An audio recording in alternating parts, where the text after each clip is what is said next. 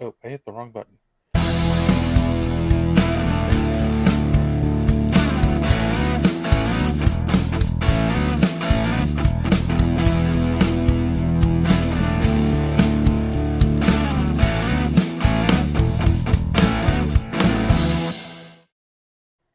Hey, everybody, and welcome to Superhero Speak. I'm your host, Dave. And John. And And Don. and Don, yes. It JD rhymes. is off this week. He is out enjoying himself with his son. Um, better than, what we're doing. And I disagree.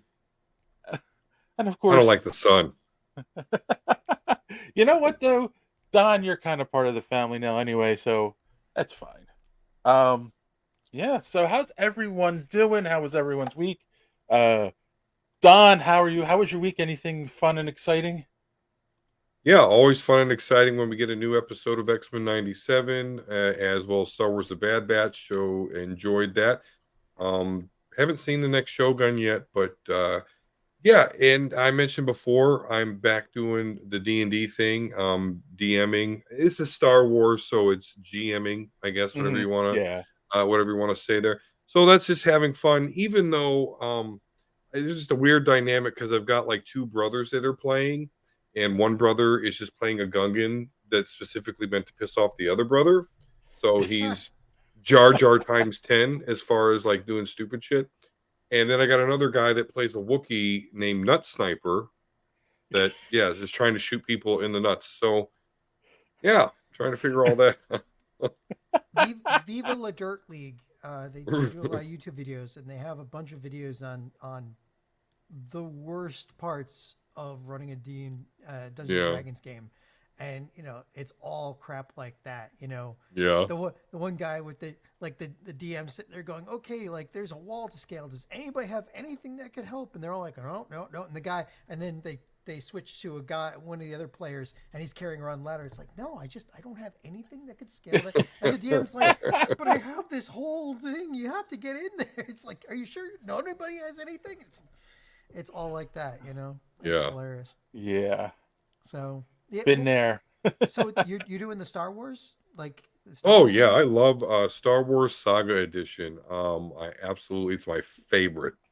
For other than I'm a big Star Wars fanboy, but just there's just the ship mechanics and stuff. It's just it I think it's a great system built for like cinematic cool fights and shit. I just love it. And again, I'm a Star Wars fanboy, so I love D&D. I'll run D&D. Yeah. 3.5 is my personal favorite. Yes. Yes. But you know, and that's the thing is the Star Wars Saga Edition is halfway between 3.5 and fourth edition D&D, which I feel is pretty perfect spot. So that's my personal. If I'm DMing, that's where all my figures and stuff are go towards. So yeah, if they want me to DM, we're doing Star Wars. And it's Okay. one of the few I've never done. I've done Torg, Shadowrun, um, was it Pathfinder, and a few others. But I've never done the Star Wars thing. I think there's one other I didn't do. Done that I've only wanted Well, to try it before. doesn't help that the books are all like expensive as shit, and Wizards of the Yeah. Coast after Saga Edition said, we're done with Star Wars." So there is no more modern Star Wars pen and paper. There may not be any more modern D&D too. Wizards of the Coast is basically that the building's on fire at this point. They Yeah. they've I've heard they've that. Except gone for all down the the money venture they make with capitalism route. magic.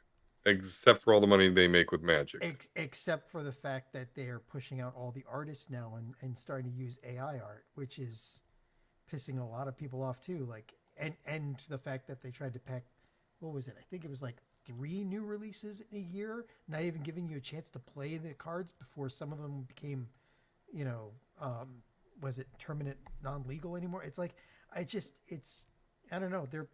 They're burning the house down there. So we may be stuck with 3.5. Oh no. Uh, well, when I played, it was 2.0, and and then I played That's Basic where I Edition in started, '78, man. so yeah, and then I did play. I want to say it was 3 years ago.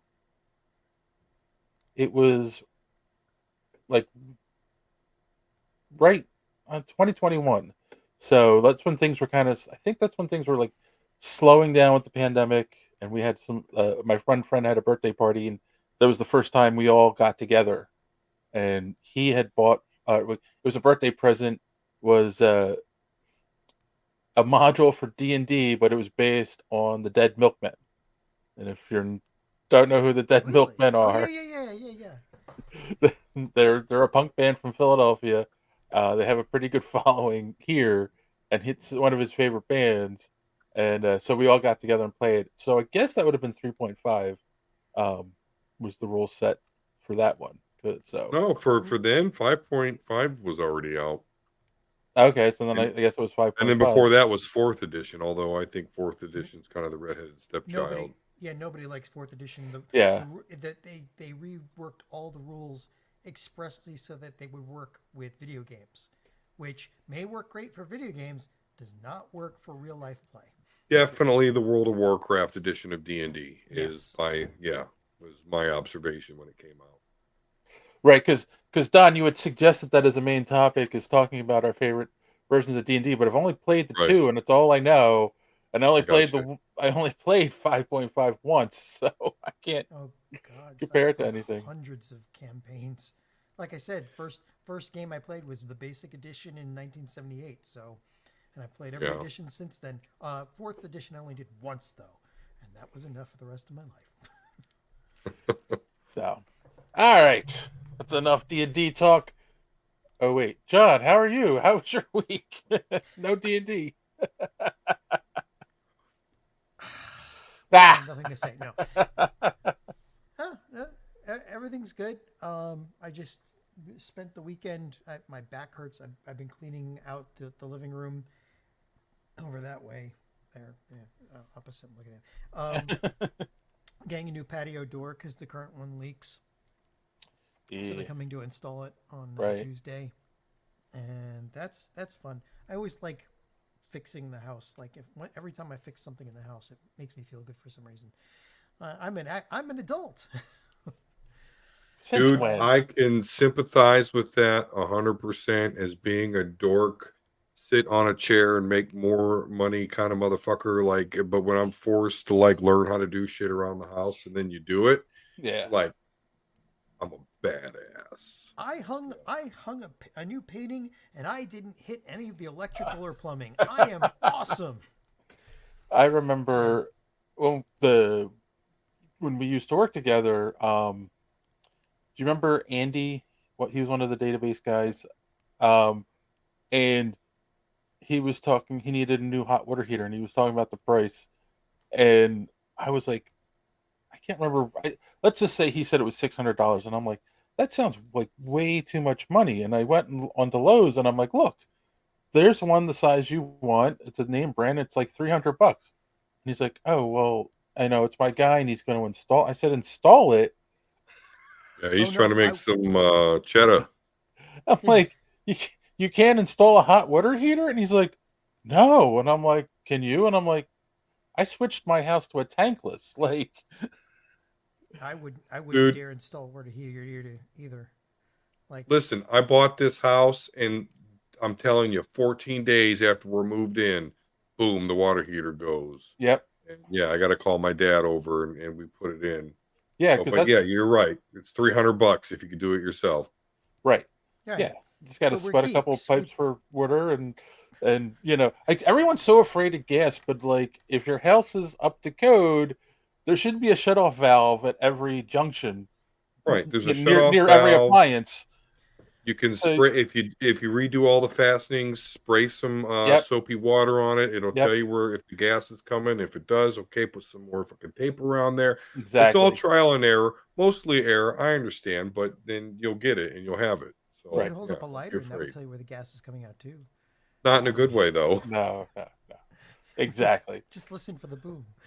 No, I'm sorry. It's just that I put all my skill points into technology, so Yeah, John that makes one was enough money Renaissance that man. he just pays people to do it. That's Exactly. that's kind of I mean which that I is thought one way that's of Yeah, where living I'd us. be in life. life.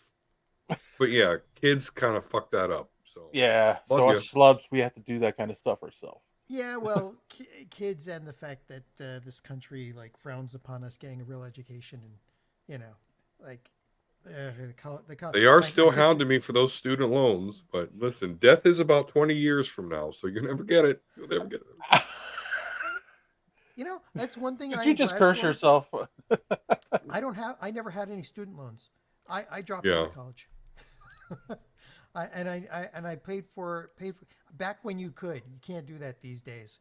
But Well, I back went. back when you could have like 2 or 3 jobs and you could pay for it yourself, and that's what I did until I dropped out because it was worthless for me. Well, Anyway, I had a year of community college, and then I went to a trade school for programming, and yeah.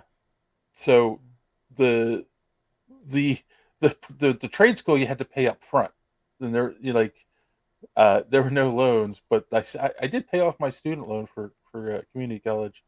It's probably like Evening, 30. Kassan. Probably 30 when I finally paid it off. That felt good.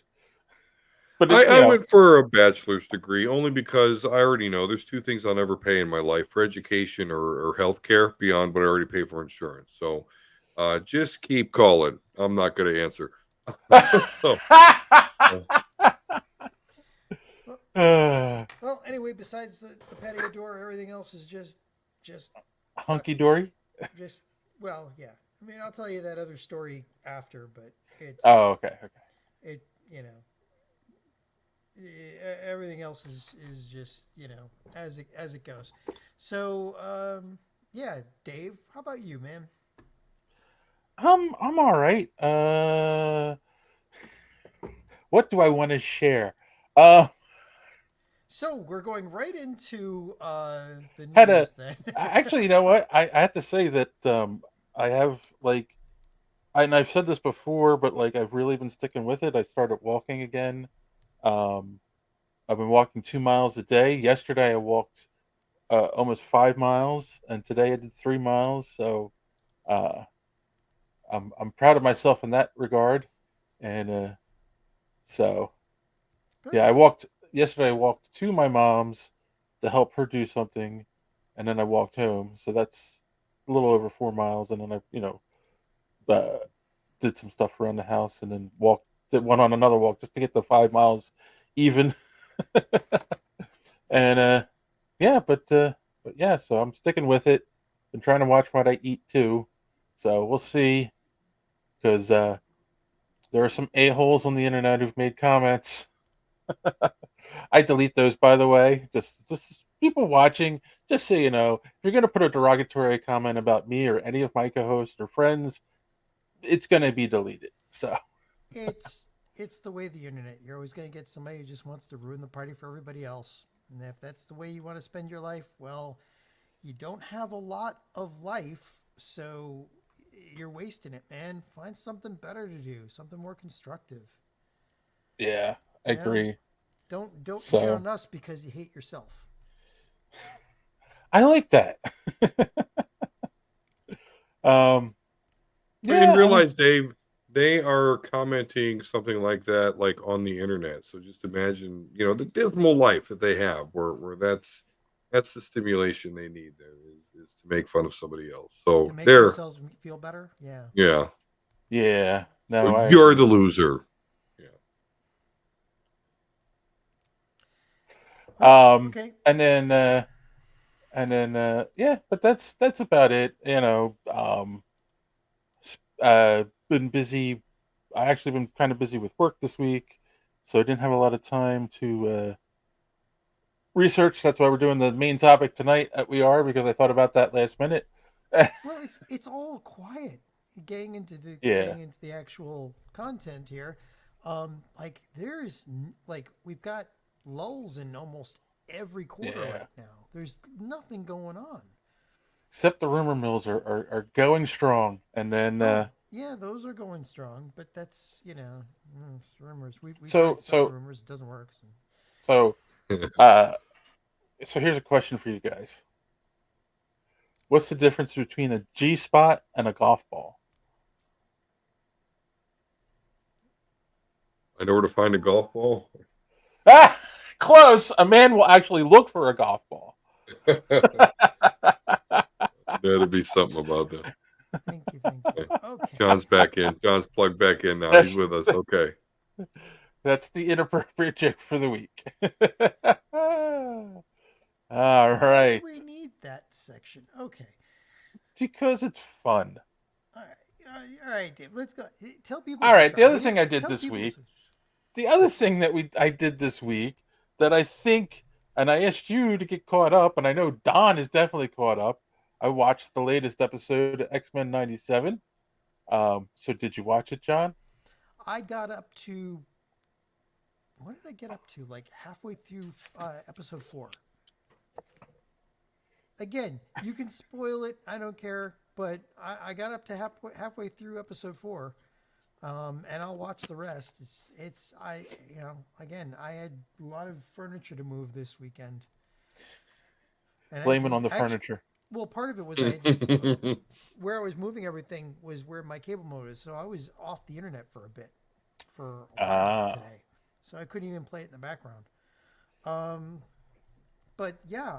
Well, it's good because it's not a background show, brah. Yeah. Funny. Brah. And after seeing 3.5 episodes, I agree. And I didn't know that they could make probably one of the best OPs ever even better than it was before. The opening song. Like yeah. It was the original was like iconic, like everybody remembers it. This one they added a little bit more bass to it and everything. It's good. I like it. No, when it starts getting into it, starts stumping, like okay, here you come, the X-Men are gonna kick ass. How do you like though the fact that like you kind of have to pay attention to the intro because they add shit and take away I noticed, . Yeah, that's pretty cool. It's the Disney money working for them, I guess. Right You couldn't do on. that back in the day, Yeah. I fucking love Disney money, so whatever. Yeah, I love it. And that the animation is what gets me, because me being a big anime guy and all that. It's kind of a really neat mix between, yes, it's the same style as it was in the original, which back then they were they were like, I don't even know if they had any keyframes. It was all just animated on the 3s or something crazy like that. And here, what is that? I'm sorry, I don't know what that means. every second you'd get like a couple of frames, but like you either, if you're doing like Sakura, which is like you're doing really cool fight scenes or something and you want it really animated and look really good, you animate on the one, every frame is a different movement. But when you're getting cheap, you animate on the 2s so that every other frame has movement. So you get 2 frames with the same picture, and then 2 frames with moving a little bit, and 2 frames. Like I remember the original was not much better than a flip book. The original, but I gotta make note for what we've learned here. Okay, on the 3. But the animation here, it's got the same style, and I'm expecting it to be chunky, and it's not. Right. It's really good. It's smooth as butter. That's for sure. Yeah.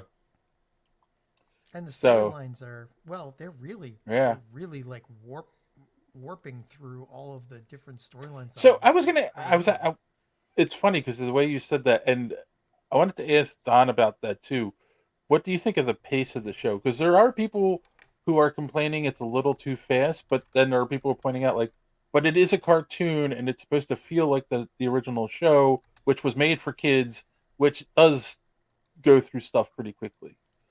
It does. I mean, I don't think this is made for kids in any way, shape, or form.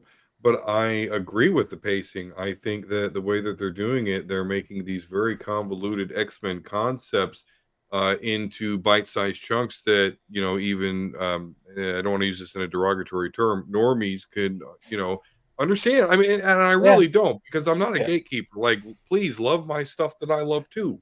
However you do it. And if you say, you like X-Men 97 and you never read any comics, I'm so happy. So that to me is, I think it really makes digesting these crazy fucking X-Men stories very digestible. And they are. It impresses me that they are doing such a fast pace, and you get it. You Yeah. get it. You understand. They're driving a narrative. They're driving a story, and you get it. So that's what I say about it. I think they're doing a great job. I mean, Bo DeMeo knew exactly what he was doing. He knew exactly what points need to be driven for these storylines, and yeah, I love it. I think it's masterful. Yeah, I don't disagree because it keeps the feel of the original in that way too. Hmm. The like, oh, I'm watching my '90s cartoon again. Oh, So the original didn't pause for breath either, right? Like it was just bang, yeah, bang, bang, bang, bang. yep. They're into the Oh, fucking Phoenix saga in the first season. So yeah, yeah. they do not. They didn't mess around. And they did it better than the movie. Well, that's easy. They did it Either of the twice in the movies. movies, and they did it bad both times. Yeah. And I agree. Like, I mean, I personally, but this is, and again, this is my. I would love it if they let these stories breathe just a little bit, but but you're right. Like when the story is over, I'm sitting there like, oh, I understood. I got every piece. Like everything makes sense. You went through and you got what you needed out of it. Yeah, So it's not like it's missing anything where it's skipping over any plot points that make you lose the thread, right. which is And impressive. so this week we got the answer to the question everyone's had since the beginning of the season, I think, and that is Professor X is still alive, and he is with what's the name of the race? The Tal- Shi'ar Empire yeah. Yes, is in bed with Elandra, the new empress of the Shi'ar Empire. See, yeah, even I I remember will that from the comics. So I will tell you this puts the for me at least, Dave, because I know you posed a question about, oh, is this an alternate timeline or something with the X yeah, Men? But now that I've seen this, I'll say no. This yeah. is not. So No, I thought the same thing. It's like as soon as they showed him, I'm like, oh, okay, it is, and he's with Alondra. So okay, exactly, just the way the show ended. So they told the world he died. They didn't. That's I think really what I take from that. Not that he died, but that was the story they gave because he left. So yeah, and and it is weird because he's in an exo suit at first, and he's walking around, and it's like, okay, was he healed that much? Or no, no. right, but yeah, the Shi'ar exoskeleton helps him walk, and yeah, he's getting ready to be. I'm about to be the emperor of the Shi'ar Empire, So yeah, he was all crazy looking in the Shi'ar armor and whatnot. And I was good. again, I didn't get to that far yet. I will, but I was expecting like I don't know. I was expecting way more of a fight with Sinister, and they really got over quick the fact that there are um, two genes. So Yeah, well, because now No, they the didn't. clone is dead.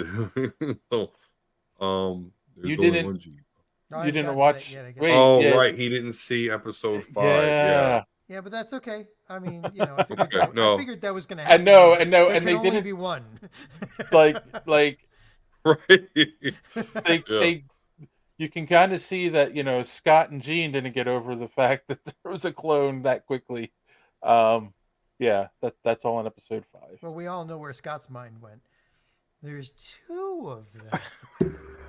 No, no, quite the opposite. Well, not quite the opposite, but more of like, and it's such a good storyline. We talked about it last week a little bit. Like, he's questioning which one does he really love, and it's true, right? Like one, the oh God, what's the clone's name? Madeline Madeline Pryor. Pryor. Madeline Pryor is the mother of his son, where Jean was the one he fell in love with first when he was young. So, and technically they're the same person. So yeah, With the same memories and and literally the Yeah. same genetics. I mean, like, yeah, Yeah, I that mean, not ship's that shit is Mariana's Trench deep. Like, I get that. Like, you had to fucking get your son with this one. Like, ugh. yeah.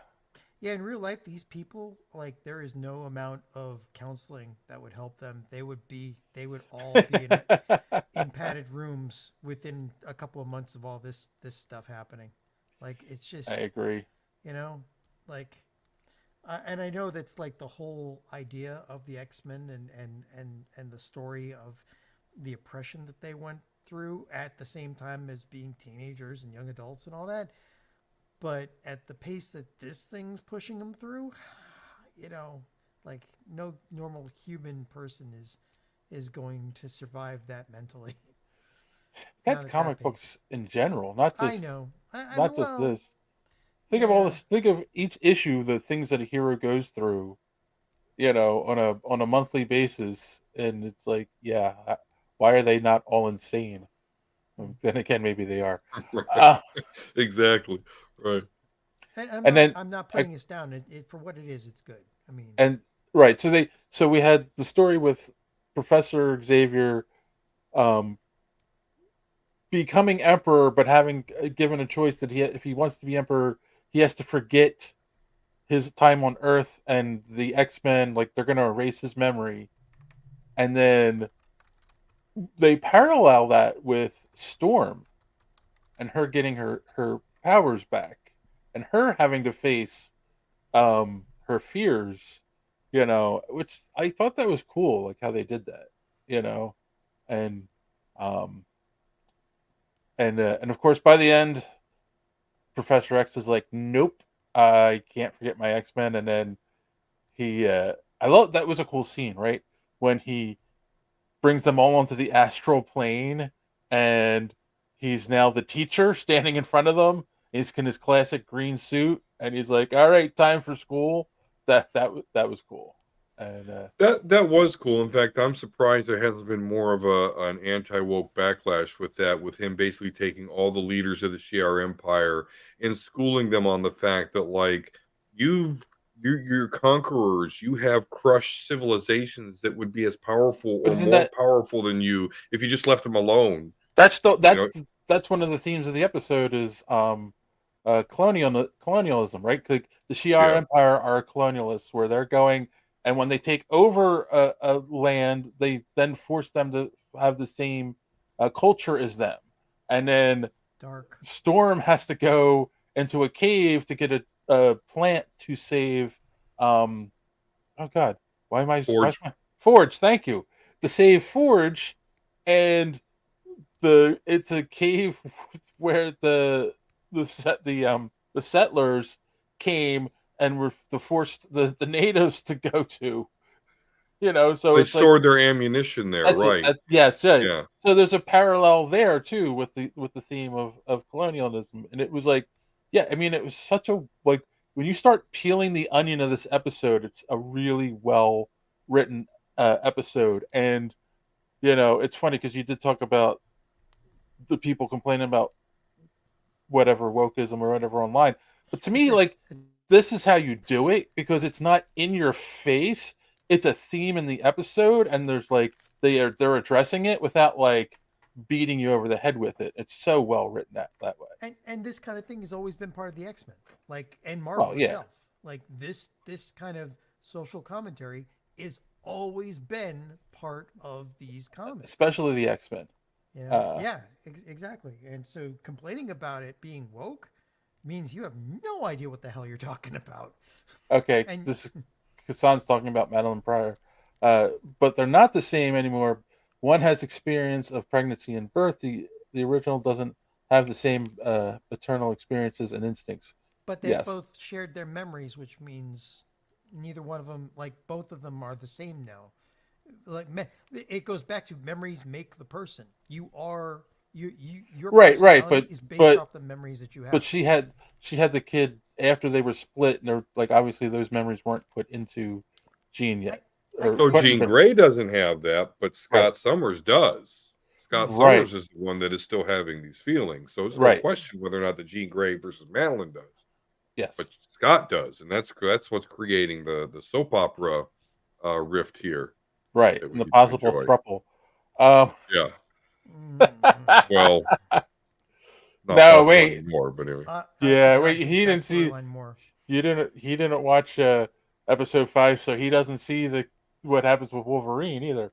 I saw Oh, Wolverine try to make a move on her when she was just Wolverine recovering. didn't make the move. Jean Grey made the move. Oh, for yeah. that's I the don't know one if they're gonna. storyline about I this I hate. No, he deals with it pretty cool though, because he's like, "You're Jean Grey, he's Scott Summers. That's the rules, and you just forgot that for a second. Let's move along." And he was done with Yeah, it. it's one of those things where I don't think that's something they'll explore in a cartoon that's on Disney Plus. I'm sorry, like I get it that this is for more mature audiences, but that's a line I don't think they're going to cross on Disney Plus. Well, it might. I mean, part of the reason I don't like it is because my experience over my lifetime with women, um, like the kind that does that kind of thing, cheating and all that. That's I'm tired of that, and it does it just Now like I'm sad. I don't I don't I don't feel good about them making a hero out of a character that you know just make a decision and stick with it and stop wishy-washying all over the place and stop leading everybody on because I mean I'm it's too much of a reflection of the problems I've had, so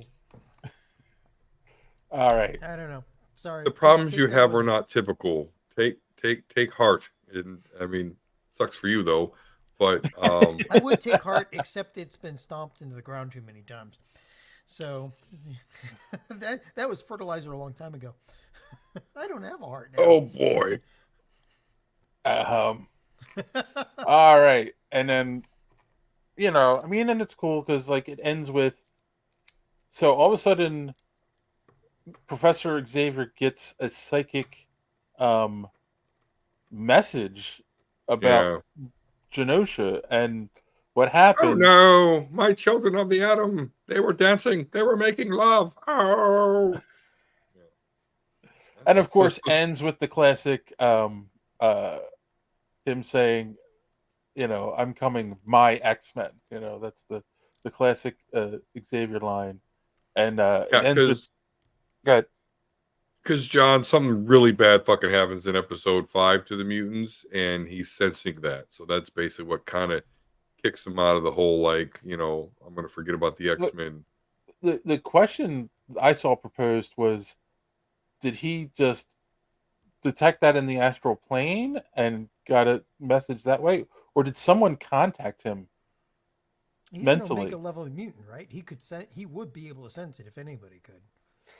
Right, but like that's the thing. Could have Jean or I'm trying to think who else. Emma Frost, Emma Frost like and she contact. was there. She Yes. was there. So yeah, I think that would be the one to contact would be Emma Or Frost. or Jean Grey just being under enough distress she would probably broadcast enough that he could hear. So yeah, I mean it's interesting because I mean it ends with him getting the message, so we don't know, and then of course, um, Storm gets her powers back.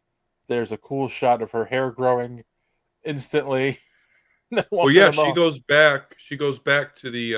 That's First of all, her. she goes Super Saiyan, but that Yeah, and was cool. she gets her original costume Original from. giant size X Men. Yep, which was Um, interesting.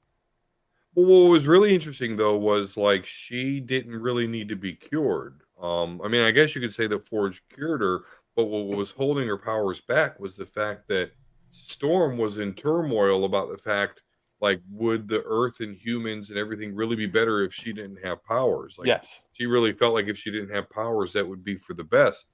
But through the events of the episode, she comes to realize that's not for the best. So then, yeah, Super Saiyan. Storm's got her powers back, her old suit back, her hair is regrown. My favorite look, so I'm about it. I'm about I it. So I love it. I I did not know that was one of her powers, that she could grow her hair grow her hair You instantly, but know, That's a I power we can think all that use. came well, I think that's an X-Men Fox or whatever you want to consider this universe thing. But that's where they got it from, because that's she did that before. She was like, and she gave herself a suit. So I think that's this universe exclusive, though. I don't know if she's got that. I don't think she's got that in the 616. no. Hmm. Hopefully not. But we don't have a.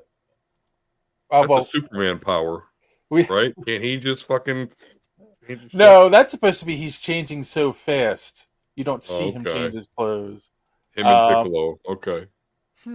Yeah, so you're saying 616 in the comics. You don't think she has that power? I don't think in the Right. MCU she'll have the power, but we don't know. She hasn't been introduced yet. Right. I don't think they're bringing Halle Berry back for the MCU X-Men. We'll see. Good. Probably. New blood. She's actually one of the only people that hasn't been rumored that's returning in Deadpool 3, by the way. No, but you mentioned something, or we'll be talking about something that we potentially could see her in. So, Yes. Yeah, we'll get to that. So, yeah, I don't know. I liked it. It was a somewhat lighter, like, I mean, it deals with heavy topics, but it's a somewhat lighter episode after what they gave us. But well, I thought that was striking, or not striking, but I thought that was weird though that we have potentially millions of mutants being killed, and then we don't directly go back to it. So not that I got a problem with it, but I did expect an immediate follow up to the massacre, and we didn't exactly get that. Although with Xavier sensing it, and that'd be the motivation for him doing what he's doing, it all makes sense though. yeah. No, we got no time for that. We got to go on with the next Right. And what I heard that someone said that, like, if you're upset about what was it, episode 5, you ain't seen nothing yet.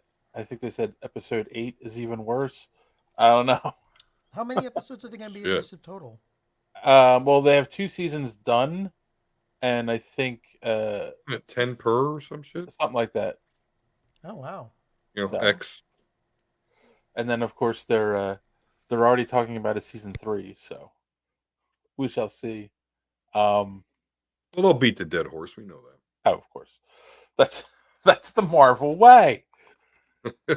Right, the Marvel way. Real quick, a little bit of social media madness. I wasn't able to bring this up on the computer. That's why I'm looking at my phone. We did talk about X-Men 97 a lot last week, and we kind of all said this is like the best thing that they've done in a while. So one of the clips I put up is us talking about that, and got a couple comments over on TikTok. LP Longmire said, "They truly have created such a high bar with their animation now. I don't think anyone expected X-Men 97 to be as good as it is." I didn't. But and then Karan said, "Not the best, but it's moving in the right direction. We need projects out of the MCU that can stand by themselves." Yeah, you know what? That's true too. This does stand by itself, right? Like, it does, along with the other series, but like not the best. Like, what's the best right now there, Koran? What? I'd probably be interested, but of course he's not going to respond. I digress. Let's see. And then both you and JD last week went off on a tangent about Gambit being lame. Got a couple comments regarding that. Pelican said, "Gambit lame. Tell me you." Oh, I love this. I'm glad you're here. Tell me you never read an X-Men comic without telling me. Listen, I don't even need to say anything to win that argument. So. With just a small attitude adjustment, he could be one of the coolest X-Men there is. Instead, they keep making him be a patsy and an idiot. Shop drop open up shop. Okay, said Gambit selfish until the moment really mattered. Right, sure. Which is what we said. Viva La Rosa said Gambit isn't lame. It's the writers that make him lame. Agreed. And our friends over at So Wizard said, "Gambit rules. You guys are nuts." Okay, well, you've named your podcast after a movie you hate. So I'm, we're all nuts. Do they really hate? I don't. I got the impression that they're not big fans of episode 1, but yeah, they're so wizard. That's a line directly from episode 1. They use Jar Jar's lines from their intro. So, do you really hate it? I guess not. I guess I'm wrong there. You can't hate it that much. Right. But I mean, I think JD hit the nail on the head. He was a look. He's like Boba Fett, right? There's all this lore and potential behind the character, but has he ever really lived up to it in the comics? I think he lived up to it in episode 5. Right? That's the Right on, yeah. Like if we had gotten a Boba Fett story like that, I wouldn't be saying, he's kind of lame now. All right. Well, that is all of the social media madness for the week. So, I mean, there's one more thing, but it's not important. So, if you want to know how to follow us on social media, you want to know about some other great podcasts, here's our good friend Don to tell you more. Enjoying the show? Do you want to be part of Social Media Madness? Well, head on over to superheroespeak.com, where you'll find links to all of our social media. You'll also find comic reviews by Chris, some old comic reviews by yours truly, the show itself, lots of good stuff that we're posting on there all the time, so make sure and check that out. And speaking of checking things out, of course, Superhero Speak is part of the Geek World All-Stars podcast network.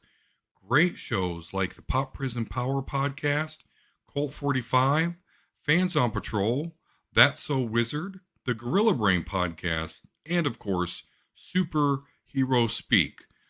Hashtag GW All-Stars, and you will not be disappointed.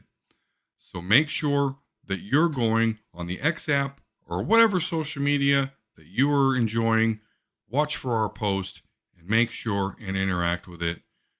Have lots and lots of fun. All right, well, I think I've wasted enough time. I think John has cleaned the whiskey off of his My Little Pony mouse pad, so let's head back to the show. I know that guy. Dave, there's been a mistake. That's a variant. Where'd you get that from? It's AI generated. I can't help it. Yeah. And hey, while you're here, please click that subscribe button if you haven't already. Click the bell for notifications when you don't miss us, so you don't miss us when we go live. And of course, smash that like button, because that helps with the algorithm, and it'll get us out to more people. And I think that's a good thing. Maybe. I find it funny that you skipped over the Joker 2 reaction on Social Media Madness. Because it just doesn't matter. It doesn't. No, there were people who thought we weren't being fair, but what are you gonna do? All right. On that note, life's not fair. Let's take a quick commercial break and be right back with some news. Some podcasts are like this. You like dry burgers or wet burgers? What kind of a question's that? I want this thing to come in my mouth. What a wild thing to say. What an insane... No, but I understand what an insane thing to say. But I know what you mean, because I want a burger that's like the cheese is so melted, and I want to squeeze it, and it's like... It's like disgusting. It's like a swamp of like cheese and like wet. What is that? You ever immediately... Grease? You ever do something and immediately regret it? Yeah. That's fine. Well, obviously that's going to be a clip. And some podcasts are like this. And you use it to pry out this lid, and the inside is this little shiny ball. Plutonium. And it looks so freaking cool. It'd be a really good piece to put on my desk or something. There's no way that's real. It's real. He destabilized the core when it dropped. It broke, and literally he just got fried with radiation. And he died? No. Yeah. I was about to make fun of the way he talked. I would, but then I found out he died. And we would never. We would literally never talk about it. Josh! What? You can't do that. Tough week, Josh. Stop. Dude. Joshua. Weaking radiation. I'm in a bit of a pickle right now. Is this freaking Chernobyl right now? Oh, no. But only one podcast is where you can get in-depth analysis like this. They tested out and realized that it does bubble when people get pissed off. Mood slime. Mood slime. saying that out loud sounds different. We all have it. We all seen it. It's the slime that comes out when you get angry or upset. Speaking of which, did Egon fuck the slime? Why did they get accusatory and why did he get super defensive all of a sudden? It's like, you didn't. He's like, you didn't. You didn't sleep with it. You're not sleeping with it, are you, Ray? And they're like, I got blown by a ghost. I think I would. Fuck it. He was trying to conjure the ghost back. He just dips his dick in it. Come on, come back. You are now listening to Cult 45. This is Beat 'em Down. And I'm Random Randy Savage. Find us on all your podcatching apps like Podbean or Spotify. And follow us on Twitter, Instagram, and Facebook. Or just go to www.cult45podcast.com. Also, check out our YouTube for that sweet, sweet video content. Cult 45, the only podcast that puts hair on your chest. Again, if you have any interest in physics and or the history of the development of nuclear power in the United States, the story of the Demon Core is quite interesting, and a lot of people died playing around with that thing until they finally melted it down. But don't take fun of the guy's voice. All right. If you go onto YouTube and you look up Kyle Hill, he's a guy who does a lot of videos on the. He's done them on Demon Core. He's been through Chernobyl a couple of times. But the story, he's got the whole story, a couple of very long podcasts on it, and it's really interesting and kind of scary. So, all right. Hey, look, Don, Mark's watching, and he gave you a response. Episode 1, 25th anniversary retro review coming soon to hear what So Wizard podcast thinks about the Phantom Menace. Always I'll check it out. There, Mark. Always be closing. Yeah. Right on. God, there is so much. I'm such an episode 1 fanboy. I do react strongly and negatively to criticism against it. I know it's a character flaw. All right. But it was like, I don't know. I had so much hope for that. I remember the reactions to it was great. Stop trailer. it. No, you know what? Stop it. When that came out in Lisa thinks it's not good at all. Oh my lord. when that came out in with 1999, we had not gotten Star Wars in so long. They did re-release the originals in the special editions in the theater a little bit before that, but it was like, you loved the pod racing scene. You liked the fight between Darth Maul and Obi-Wan and Qui-Gon Jinn. Like, the first 5 minutes, we got Jedi shit. Like, right off the bat, I was so fucking stoked as a 19-year-old back then. Yeah, and then midichlorians.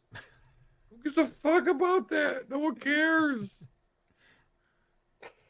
Kyle has now focused on the plausibility of Fallout lore and world building. He's an expert. He's pretty much an expert in radiation. And a lot of physical sciences, physics and stuff. So, but yeah, I mean, how could you not, if you do a lot of stuff on radiation, not cover Fallout? Which is really amazing. And the Fallout 4 series is out, and suddenly my YouTube, I think I mentioned this last week, my YouTube feed is filled with Fallout stuff again. Yeah, I haven't watched it yet. To play Fallout 4 again at this point. All right. Let's get to some news. Speaking of physics and things that are probably impossible, we got our first trailer for Transformers 1. It's an animated movie, which will be a prequel to all the Transformers stuff that we've ever known. They went an interesting direction with it, in my opinion. What did you guys think? Don? When I was watching it, I did have a lot of mixed emotions because I think the first sticking point with me was that I didn't hear Peter Cullen's voice as Oren Pax.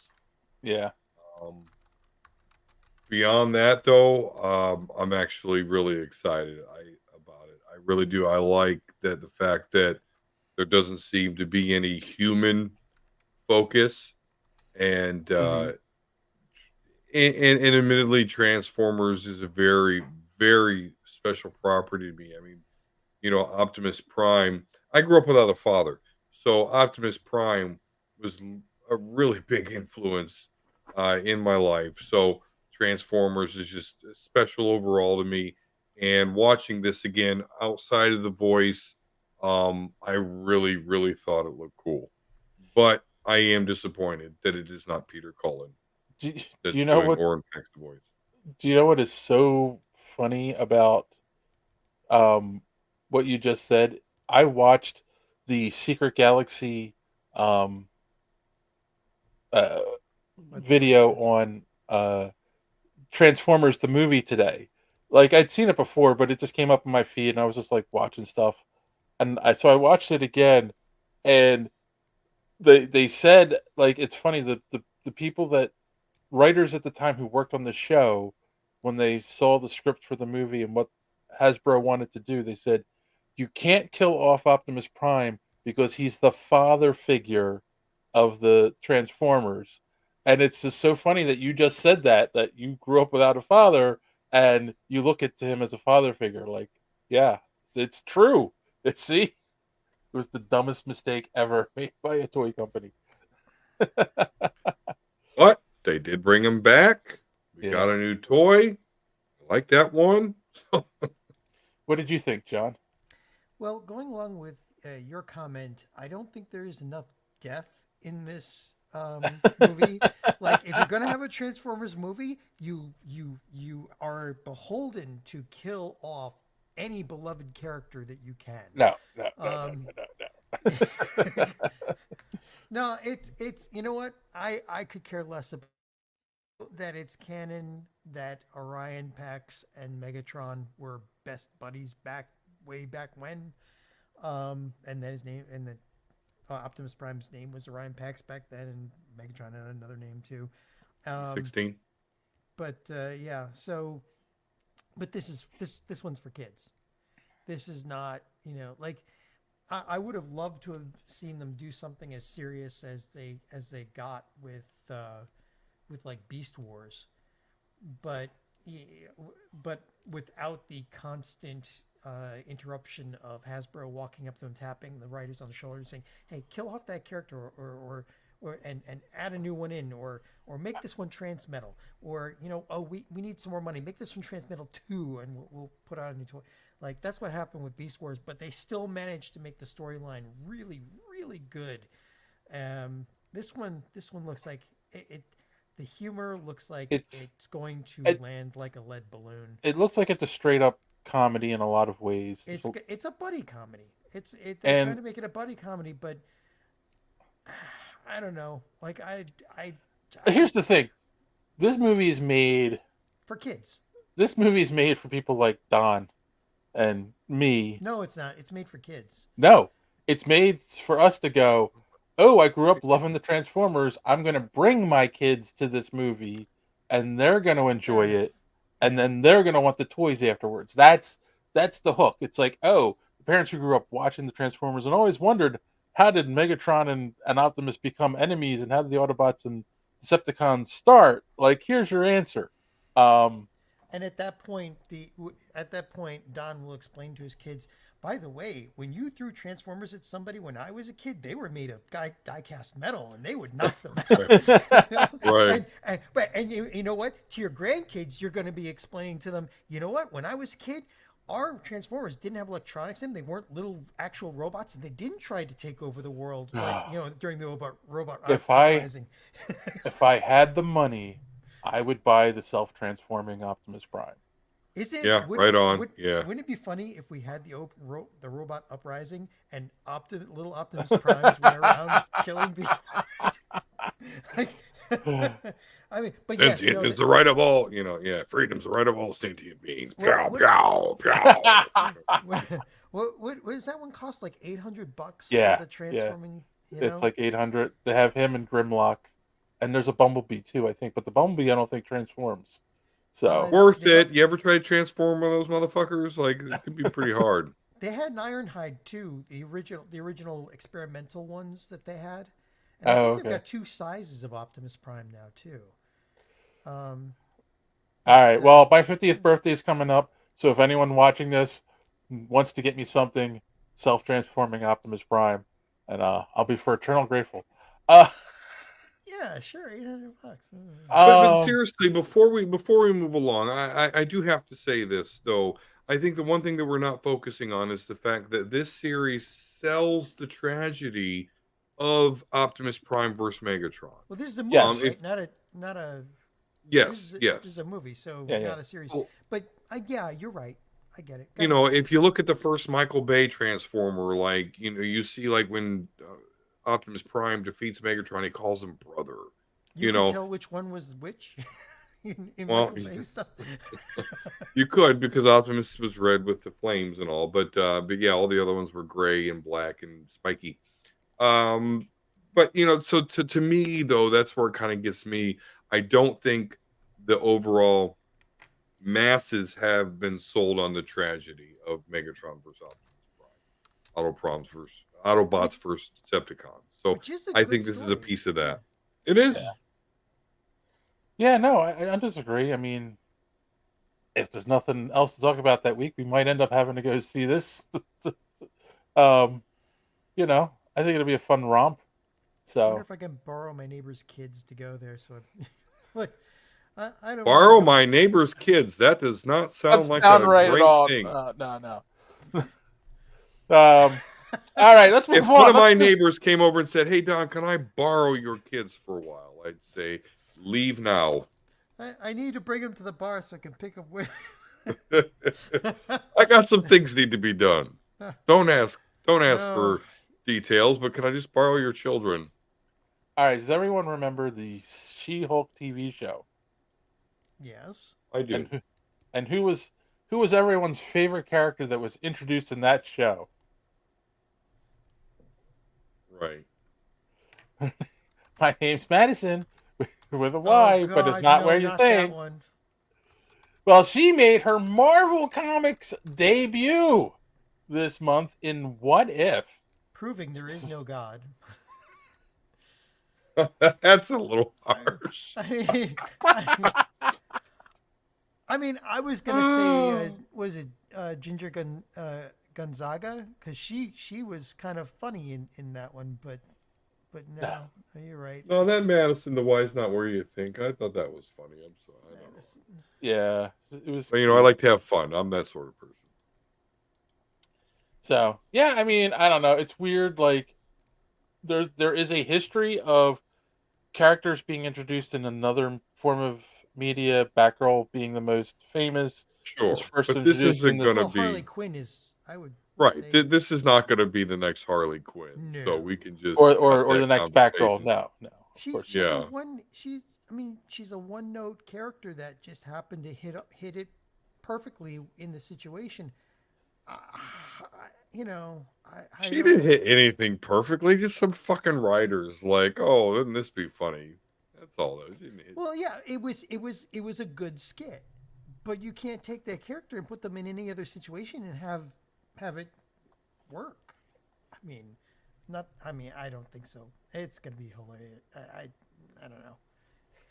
It's Why? Just why? So yeah, it's in the What If, I believe, coming out this month. So, and it's a what if story too, right? So if it's a what if story, then fine. right. I mean, but there have That- been things that have come out of what ifs and alternate story timelines that do get brought into the main MCU or comic book universe if people like them enough. So, If it's and of a course, what if, it's gonna get crazy. she's with Wong in the book, so Of course. maybe it'll become Wong's love interest. We don't know.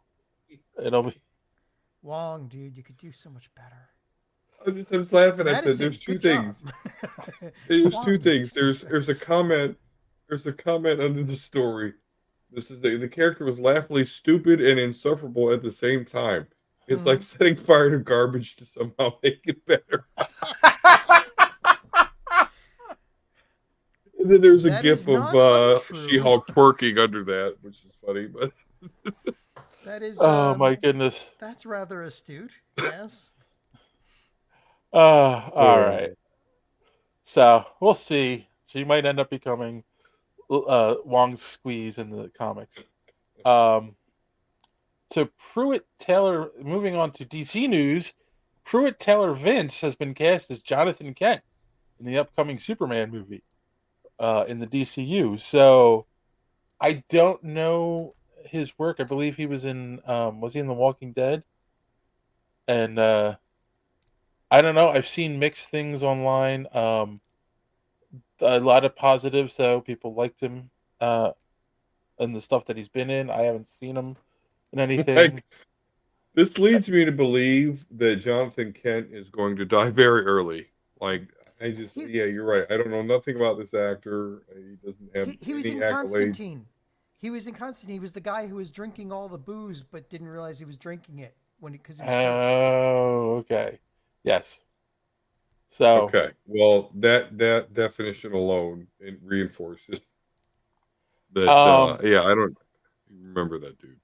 Well, I mean, died it's right off the bat. okay. I will say this: some people online are disgusting. Absolutely.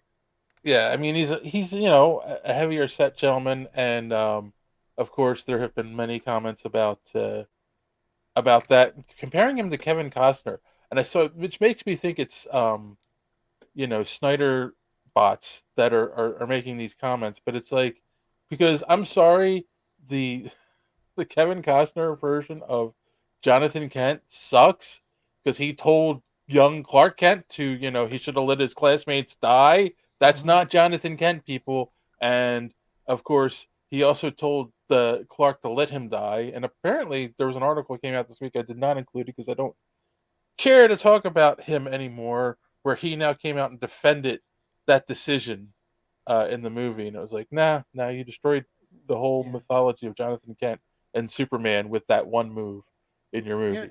This is funny because Pruitt was in a movie called Heavy. The plot focuses on an unhappy, overweight cook whose life has changed after blah blah blah. So, like, if you're going after somebody's weight, you're stupid. Like, don't go after people's weight. Human beings come in all different sizes and shapes, and every one of them is cool. I'm sorry. And then, along with that, Neva Howe has been cast to play Martha Kent or Ma Kent. I don't know. Go ahead. Well, she's a little bit older, and I guess we're not going the Aunt May route where they get younger. Yeah, I mean, I kind of the hot 40-year-old. Yeah. Yeah, I found it interesting that Aunt. I found it interesting that James Gunn is going for back. The 40-year-old guy that's Superman. James Gunn is going back to the what people traditionally think of Ma Kent being in this, which I don't really have an issue with, but it is weird because it's like, that means she was always an older mother, that kind of thing. Because he's only, Superman's only supposed to be 30 when he's starting out, so. Yeah. So they would have to be 50s, something around there. I mean, they were traditional parents. But the thing is, they were traditionally always older because they couldn't have kids, and they found him, and she was past her prime, and all that stuff. So it works. It's just, it's interesting. So another actress, I'm not familiar with what she's in, but again, I really don't think this is going to concentrate on the parents much at all. In fact, he's trying to avoid origin stories, James Gunn said. So it'll probably be just like flashbacks with them. So that's good. So that's my guess. Well, she's been in quite a few things. I mean, good for these actors that they're getting this kind of recognition now. I mean, there's no way you don't get a little bit of a bump from being in in a Superman movie, especially one that is going to try to erase some bad memories from the last decade. So. Yes. So, yeah. Oh God, I don't even want to think about it. All right. Last bit of actual news. So Joseph Quinn, who is playing Johnny Storm in the upcoming Fantastic Four movie for the MCU, has come out recently in an interview and said that this movie is very different than what we're used to seeing in the MCU. So it's good? It's more character focused than what we've been getting, and he's like it's going to be very different. So it's good.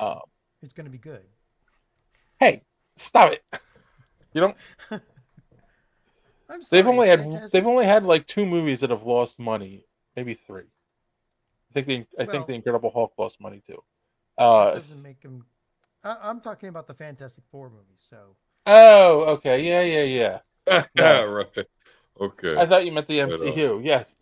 Right. Yeah. Well, lately too for the MCU, but everything that I was watching something. We're gonna go over the rumors, but it sounds like that's gonna be getting back on track now that Iger's back in the driver's seat. I watched something the other day and they pointed this out. I don't remember which YouTube channel it was. They were talking about, and because again I've been just like watching stuff in my feed and talking about the Fantastic Four movie, and like what they did to Jessica Alba in that movie is so unforgivable. Like the whole bridge scene. It was just eye candy. It was just so that they could have her become visible with her pants. She had to take off her clothes so she could become invisible to get through the crowd. Which was but yet later on everyone else could get through the crowd without any problem. But she had to become invisible and take off her clothes for some reason. Yeah, she could have just trailed right behind them. Right. It didn't matter. Hashtag misogyny. Yeah. Well, that movie was nothing but misogyny. Those movies were not great. So, shit. But you know what? He did also in the interview. This is an interview from Entertainment Weekly. He did say he had big shoes to fill for Chris Evans, Johnny Storm, which I thought was an interesting comment to make because they made Johnny we talked about this before, the Playboy, like fast times, fast women, didn't really like, care too much. He was the jerk basically in the beginning. So I don't know. He's a much better Captain America than he was a Johnny Storm. But the crazy thing is, plot holes. Yeah, yeah, there are plenty of plot holes in there, Thrawn Kill. Most indubitably. But the crazy thing is, when Captain America first came out, and I'm watching that, I was like, this guy looks familiar, but I can't place him. It took me a while to realize that he had played Johnny Storm because he had done the 2 characters so differently. Yeah. So, I mean, I think that's a credit to. He's right because, he's a great act. He was a great actor. Yes. That just was able to, he was a good character actor. Did you see Knives Out? No, but he's so good in that. He's an a-hole. He's the villain, and spoiler alert in the movie. And yeah, it's so good. So he's a good actor. It's a shame that they kind of killed him off in the MCU. But what are you gonna do? I don't know. What do you think? Wasn't that driven by the fact that he didn't wasn't he done with the Captain America character though? Like, did they really say we're good, go home? Like, they all say they're good, go home, and until they decide, you know what, back that money truck back up to my front door. Right. Oh, yeah, that's right. No one gives a fuck about Black Widow or Captain Marvel. Come on back, please. Yeah. And Thrawn killed. Yeah, I saw Push. You're right. He was good in that too. Absolutely right. Oh yeah, there's a fucking there's a Celestial coming out of the fucking Earth, but that was 5 years ago. We don't mention a goddamn thing about it. Come on back though, because apparently they're not going to mention that at all in the new Captain America movie. Dude, they're going to come back and they're going to be like, oh yeah, multiverse. Eternals is not going to exist. In the grand So that's a good thought though. Oh shoot, it just went out of my head. That happened the 615.5. Yeah, there you go. Yeah, 615.5. Yeah. Yeah, that was my question, and it's so off topic. Chris Evans, and correct me if I'm wrong. What has he been in since Endgame? Like, I know I could think of two Buzz or three. Lightyear. Other than Buzz Light, okay.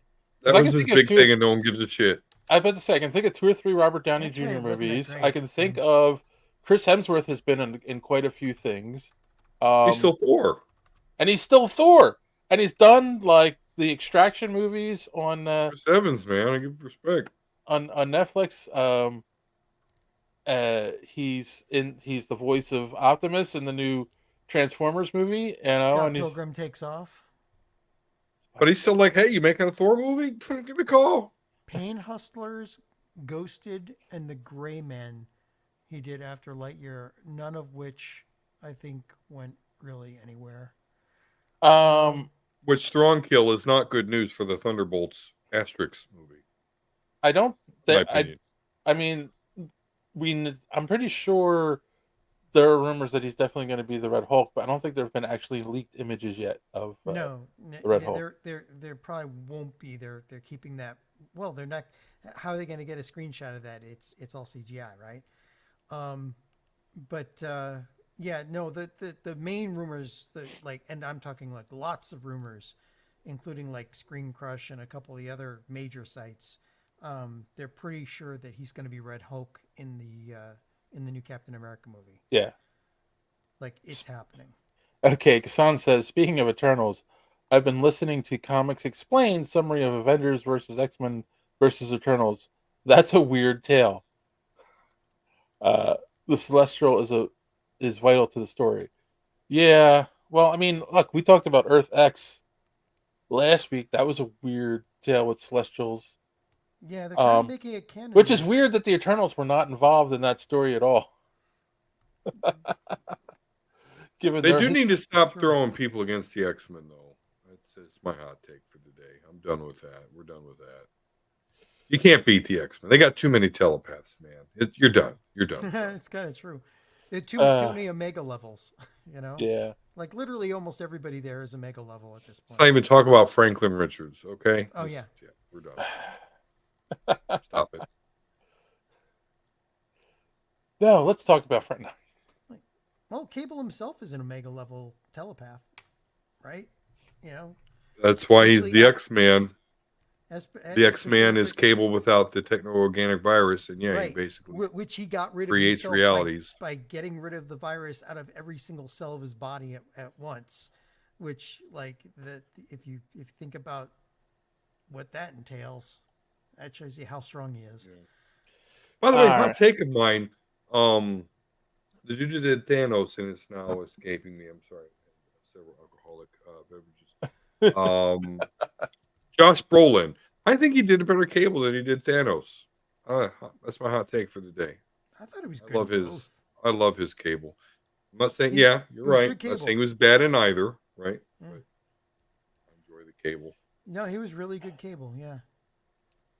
Came from a Happy Meal toy. I read that they will be going after a world-changing unnamed material in the pick. Oh, yeah. Yes, I did see the leaked toy image of the Red Hulk. So, yeah, that does confirm he's going to be in the movie. Yes. And supposedly... Sure, this wasn't the Hulk painted red? Supposedly they're going after something in Japan. Okay. But this was toys related to the Captain America movie, so... Yeah. So supposedly they're going after something in Japan, and I think it was in one of the Wolverine movies where the guy who was sick was hoarding adamantium. It was. Yeah. Although adamantium isn't supposed to be like something that you mine. It's supposed to be an alloy of some kind. So, but yeah, I mean, they're thinking maybe it's like they found a source of the materials they need to make adamantium. Well, they haven't even mentioned it in the MCU proper yet, so No. that'd be interesting if they start talking about that. Do you think right when away. they do, it'll be better than vibranium or worse than or Different downgrade? properties. Different properties, right? You know? I don't know. Can Wolverine cut Cap's shield? Yes, he can. He should be able to. But the thing is that the vibranium can absorb literally any kind of kinetic Impact, or yeah. energetic activity, any kind of beam weapon or anything, forget it. So, you can't do that with adamantium. But then again, if you have a skeleton made of adamantium, you're not going anywhere either, especially if you have a healing factor. So, right. Super fucking buff, being able to have that skeleton weight all the time. Like, holy fuck. Like, fucking Wolverine is stacked. That's true. Without trying. That's true. Yeah, all right. Yeah. Well, I think that's it for the news. Okay,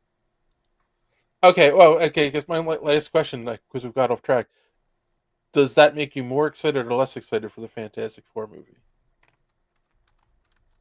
I'm way more excited. I love the fact that, it's supposed to be different, more character focused. It makes a lot of sense that it would be, since we are in the multiverse, we're here, multiverse madness. Yeah. So it would make total sense that they would come from a different timeline. And that's great, because that's a way that we can get the 60s, Fantastic Four, and then MCU, Yep. They're in the MCU, so that's cool. I like it. I think with the management going back to the way it should be for these movies, Yeah. I'm kind of excited, All right, me too. All right, well, let's take a quick commercial break, and we'll come back and talk about some rumors.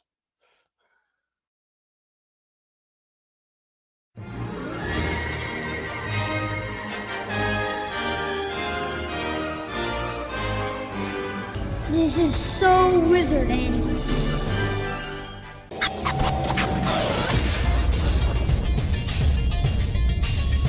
Broadcasting very fast and very dangerous from the planet Malistan.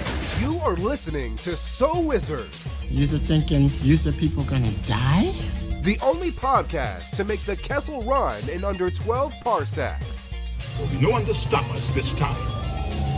I am your host, Joey DiCarlo, and with me, my co-hosts, the queen of all nerds, Aubrey Litchfield, and the expert, Mr. Marquis, Mark Ellis-Ray. You are listening to So Wizard Podcast, where three friends review movies, TV, and sometimes more, podcasting weekly on the Geek World All-Stars Podcast Network. For Ellis Reagans, please tell the listeners where they can find more So Wizard Podcast.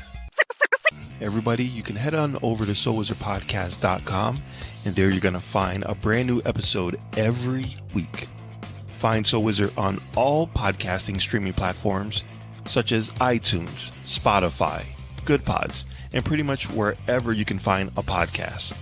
Check out our YouTube page, where new content is being uploaded regularly.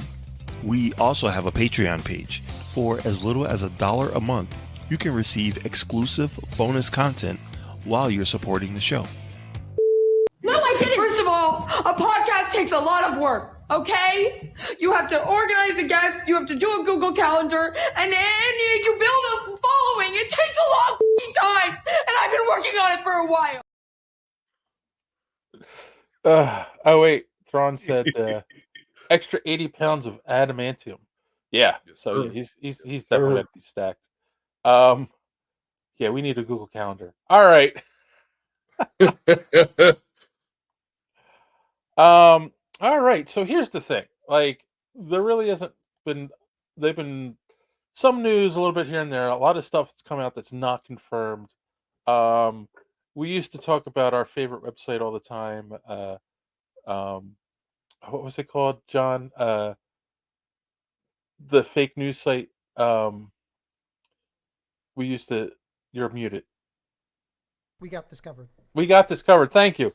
Yeah, Yeah. we got discovered. Did you know? I don't think that site's around anymore, but there's a new one that's kind of taken its place. It's Behind the Magic. There's a new one every 20 minutes probably. Like they bring these up, they put out a bunch of rumors, and then the sites go poof. So yeah, so you're never too late, Tech. No, yeah, you're never too late around here. So, but like I've been seeing people sharing these stories online. There hasn't been a lot leaking. I've seen stuff on that site come up quite a few times where they started out as like a Disney site reporting on news of things going on in Disney World and all that.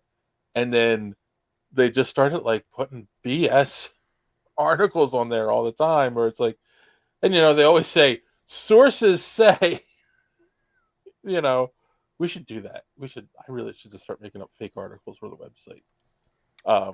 Sources say that John O'Grady will be directing the new Batman movie. We could do our own comic book version of Onion. There you go. So there's been quite a few that have been floating around, and I was like, let's talk about some of these. And the first one, so it's been going back and forth. Like, is Paul Bettany done? Is Paul Bettany coming back? Is Vision done? Is Vision coming back? So the current rumor is that there is going to be a Vision Quest TV show, kind of on the lines of WandaVision, starring Paul Bettany as Vision, the White Vision, and it'll be based on the Vision Quest comics where he had a family. So I don't know how I feel about that. If it's true, what do you think? Like, you think it's a good idea to do another Disney Plus show this starring Vision, or would it be more interesting to use him as a foil in a movie and trying to figure out who he is? John? It depends on how they do it. If they do it as well as WandaVision, then it could be very good, and it would open up for him being in some of the rest of the Marvel movies. So, I mean, because the trip he's going on right now is a dark one. Who am The I? character. What am I? Yeah. We still don't know. I mean, is Wanda still alive? Is she not still alive? How can you kill a Nexus being? Like, You can't. I don't know. You really can't kill the Nexus beings, but yeah. Right. So, I think it could work pretty well, especially with Paul Bettany. I mean, guy's a good actor. Yeah. What about you, Don? Would you want to see a Vision Quest TV show? No, I don't give a fuck about Vision, particularly since it looks like Wanda Maximoff is also going to be persona non grata as far as where they left her character, as far as if she's even going to be played by the same actress. So I think without Wanda Maximoff, no one gives two shits about Vision. And clearly, Wanda Maximoff, at the very least, is a villain at this point. But I don't think that I just don't think anyone gives a shit. And I'm trying to actually discern: do I think this because I'm solely focused on the X-Men right now? That we've got the X-Men 97 going. Rumors that the X-Men film is going to start production in fourth quarter 2025. So I'm trying to parse whether it's just, am I really just focused on the X-Men right now? And whether that be yay or nay, you can decide. Comment please on what you think, but I just don't care. I'm just the whole Wanda Maximoff and Vision thing we're done with. We've been there. I remember when that shit was happening in the comics in real time, me thinking to my friends, like, well, this is pretty weird, huh? Yeah, like, Wanda fucking an android, like, okay. Yeah, but the whole story behind that, like, it's so convoluted in the comics because it was Wonder Man. She had a relationship with Wonder Man. His consciousness he gets killed, and his consciousness gets transferred to Vision, and that's why they end up having a relationship in the comics. So, yeah, I get that. They skipped over all of that in the movies, of course. And also, he was created by Ultron in the comics, where they didn't, he was created by. I mean, I guess he technically was made by Ultron, right? Ultron was trying to create a body in Age of Ultron, so it is, yeah. Right. But it was Tony's AI that brought him to life. Just of all the stories we could be exploring right now, man, like we're done. We're done with Vision. I don't want to see a Vision quest where he's like got a family and all this. I want to see White Vision show up in a movie, not knowing, like trying to figure out who he is and whose side he should be on, and like give us a good story that way in one of the movies. No, don't give us a hokey TV show. I don't think that'll work. I don't think anyone will care for that. I don't think they're going to do a hokey TV show if it has to do with his storyline. Yeah. Like it worked for the first few episodes of WandaVision because the whole situation was wonky. But this, I don't know. I have more faith in them now that, again, like the whole change in management thing, and the consolidating of a lot of the stories and a lot of the movies and shows that they were going to do, they're cutting all the crap that Feige really was being forced to do. I think now that he can concentrate on this stuff properly, I have more faith in that it would be a good show. Until I see the first episode, and then I'll then. So, all right. The other movie that has been changed about 300 times was supposed to come out already, and there are people doubting it's ever going to come out. Some people were saying it was part of the movies that were canceled, but now they're saying there is a finalized script for the Blade movie, and in the movie they set up the Midnight Sons. So, how hard is it to write a freaking Blade movie? For crying out loud, give them some reason to go after vampires and then lots of fight scenes. That's all.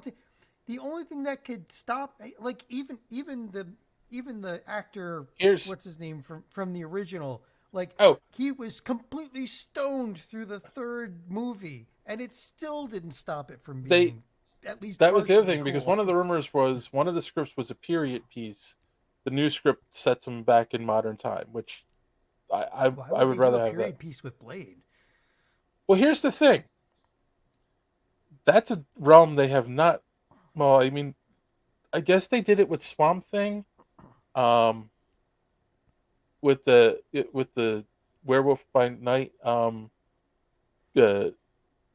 special that they did. But we don't even know where that ties in with the rest of the MCU.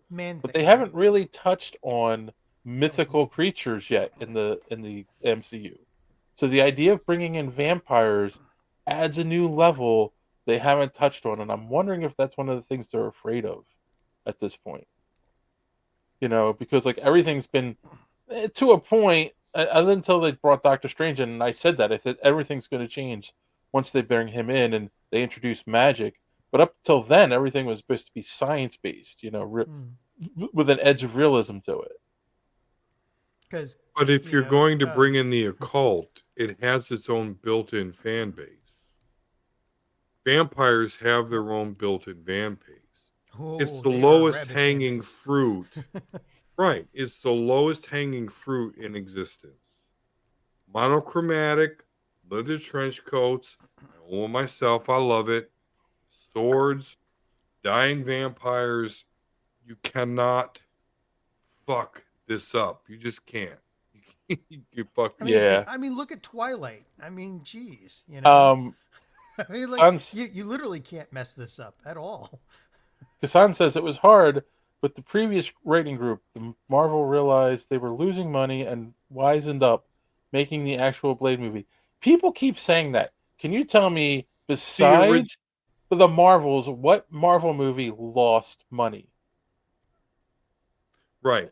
And not to mention, Blade saved Marvel. Yes. Okay? Yeah.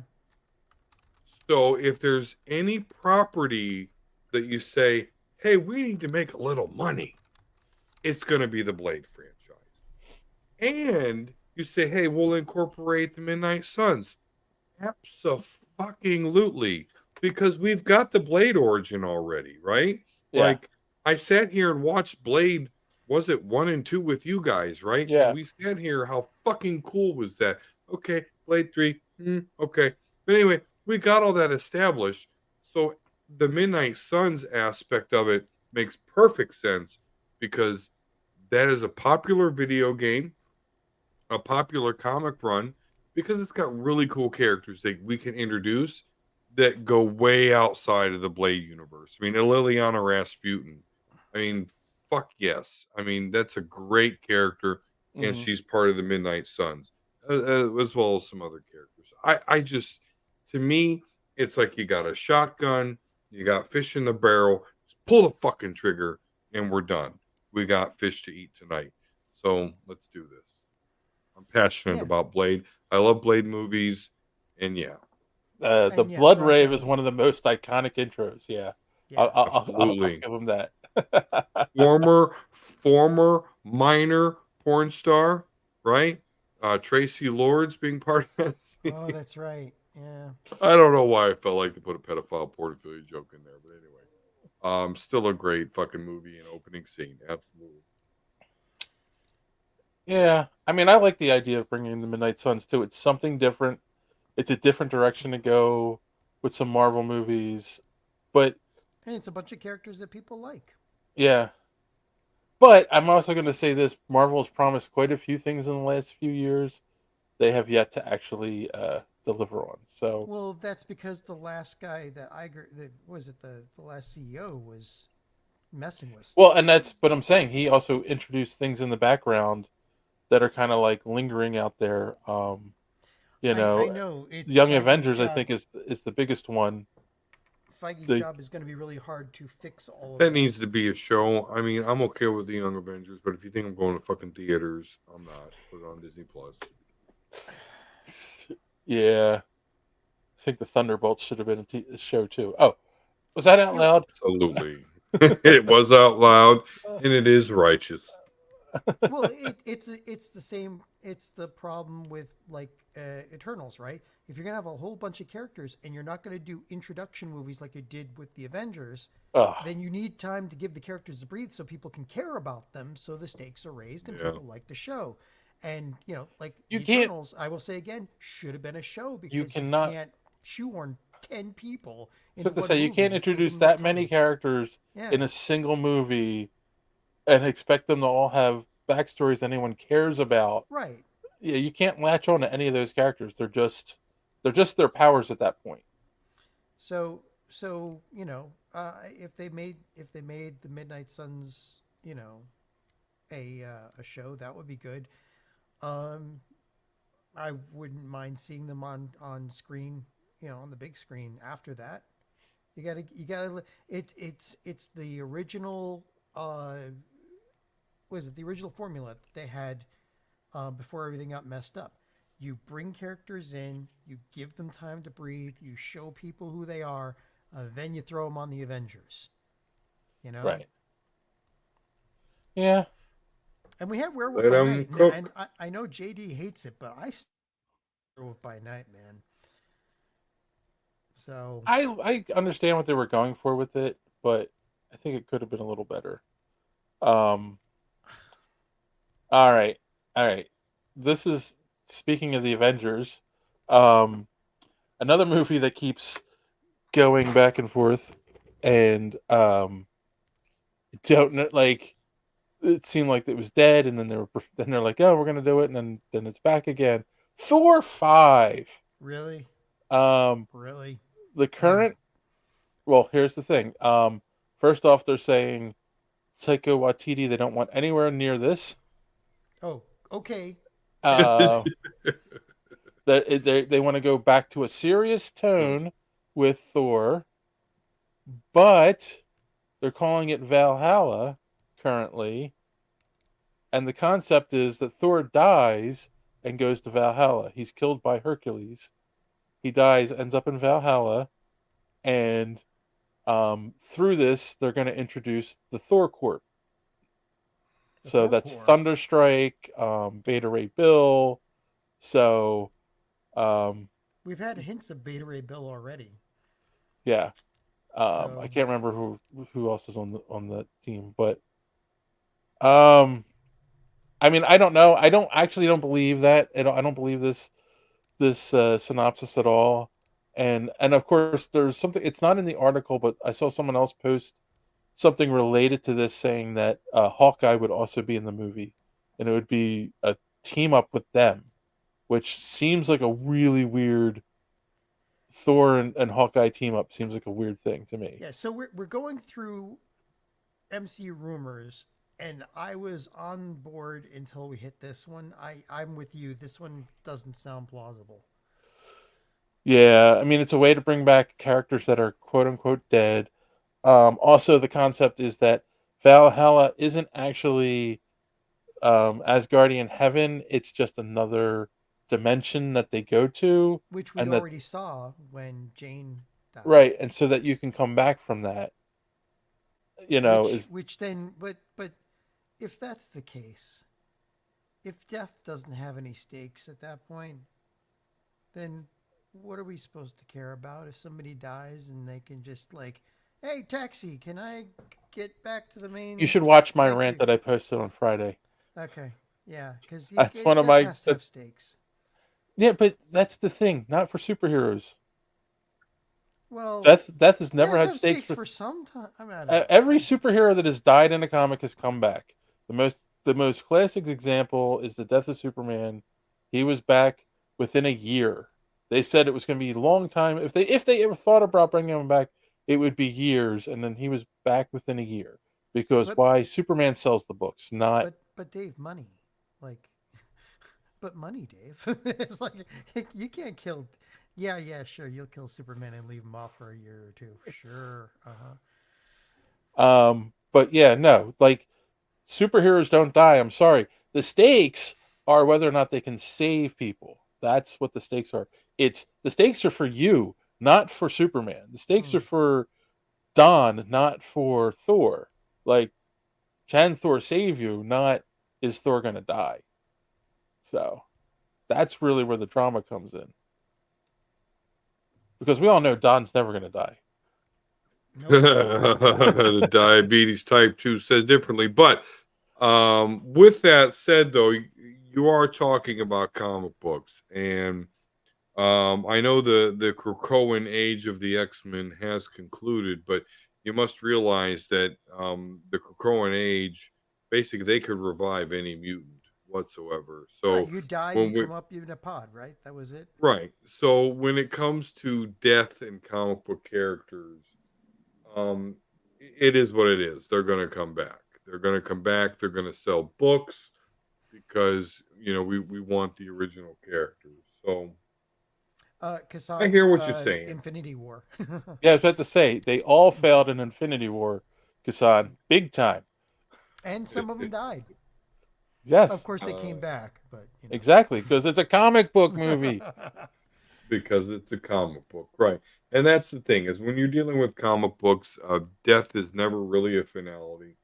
With that said, I am interested in this project because of the different type of Thors we could see, particularly Storm.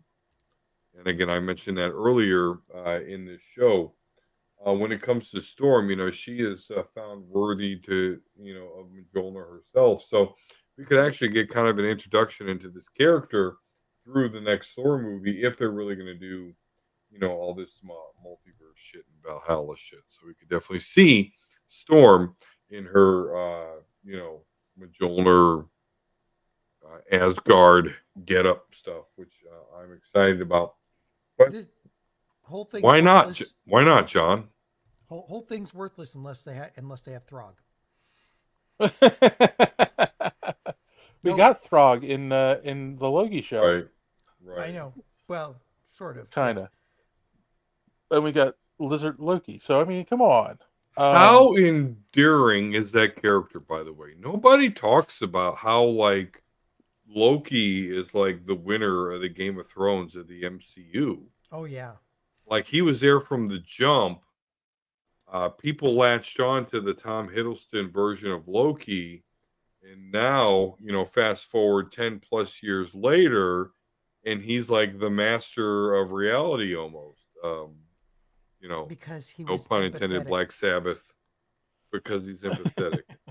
because people could empathize with him because A, Tom Hiddleston is really, really good with this character, and B, they let him breathe over several different movies, and you watched him be in pain and grow and try. But and think then about what you're ultimately saying. Die. Think about what you're saying, though.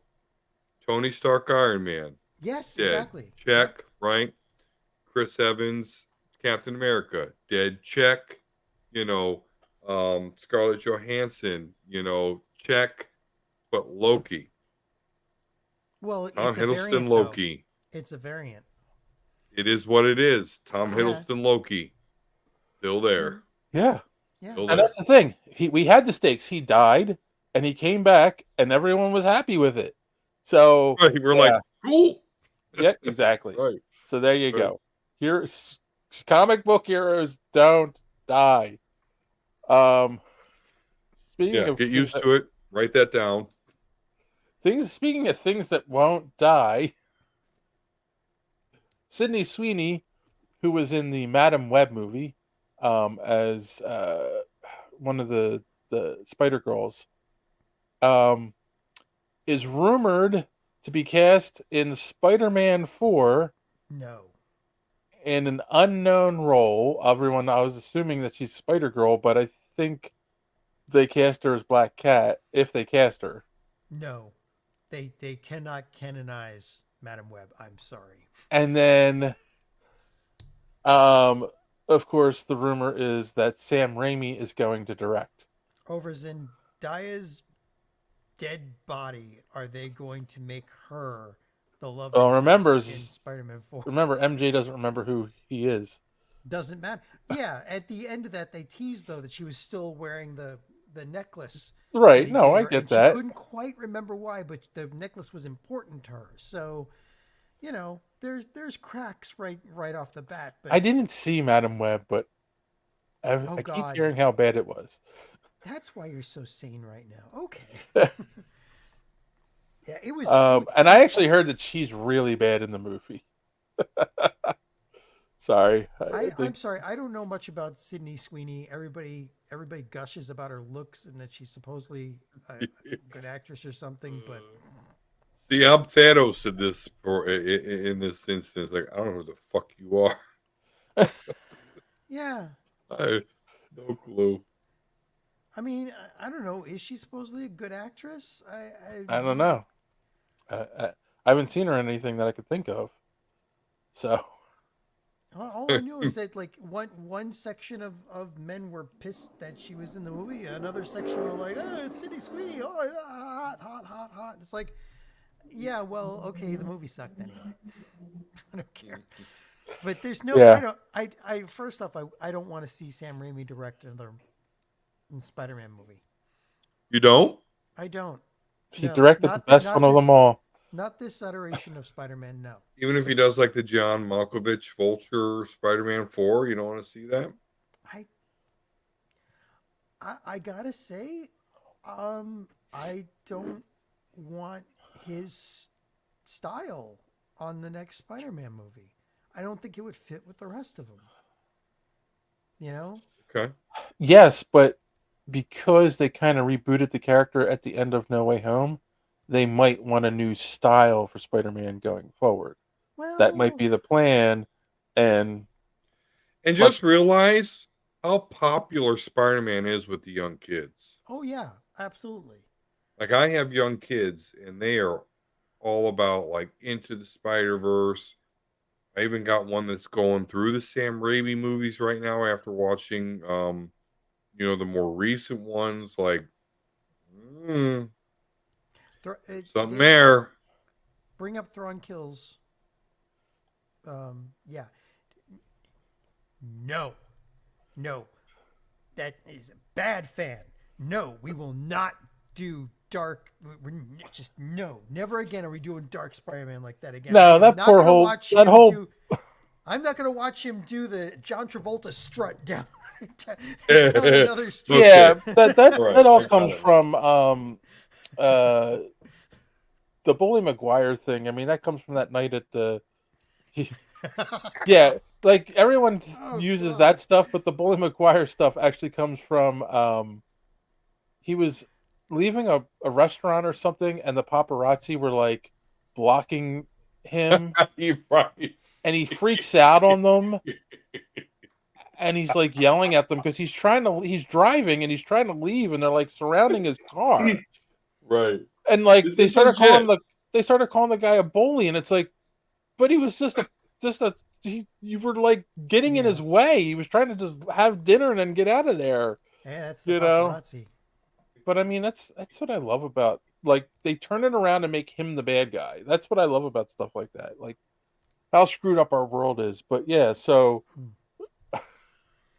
and then of course they combined it with the black costume Spider-Man stuff from even how it should have Spider-Man 3. ended when Superman and Batman are in the cafe. They say, "Oh, that we don't talk about evil Spider guy anymore." we don't talk about that. Yeah, no, I don't know. This is another one that does not feel right to me. I mean, I'd be fine if Sam Raimi directed it, but it's not my preference. I would rather give another director a chance, first off, on this, and second off, I don't think his style would match this Spider-Man. I mean, again, this is a rumor. We don't know if it's true or not. And right. That's why I'm feeling that this is like. I'll be completely honest with you. I don't see him doing that. It's a move that screams. People like Sam Raimi. They like the original movies. This will bring. This will bring butts and seats, but I don't think you have to do that with Spider-Man. You know. No, you don't. And it might be that the title of this is just to bring clicks to that site. No, that's how all these things work. That's what you said, right? Inside the Magic is like the new "we got this covered," right? Oh yeah, big time. Yeah, big time. Okay. All right, and then the last article. No Thrawn kill. We want Spider-Gwen. That's what we want.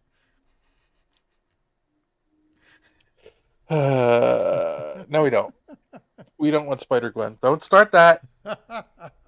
Yeah, and we want Gwenpool. Gwenpool. Oh yeah, let's do it. And we want Zimmer to write the soundtrack. Hey, you take that back, you bastard!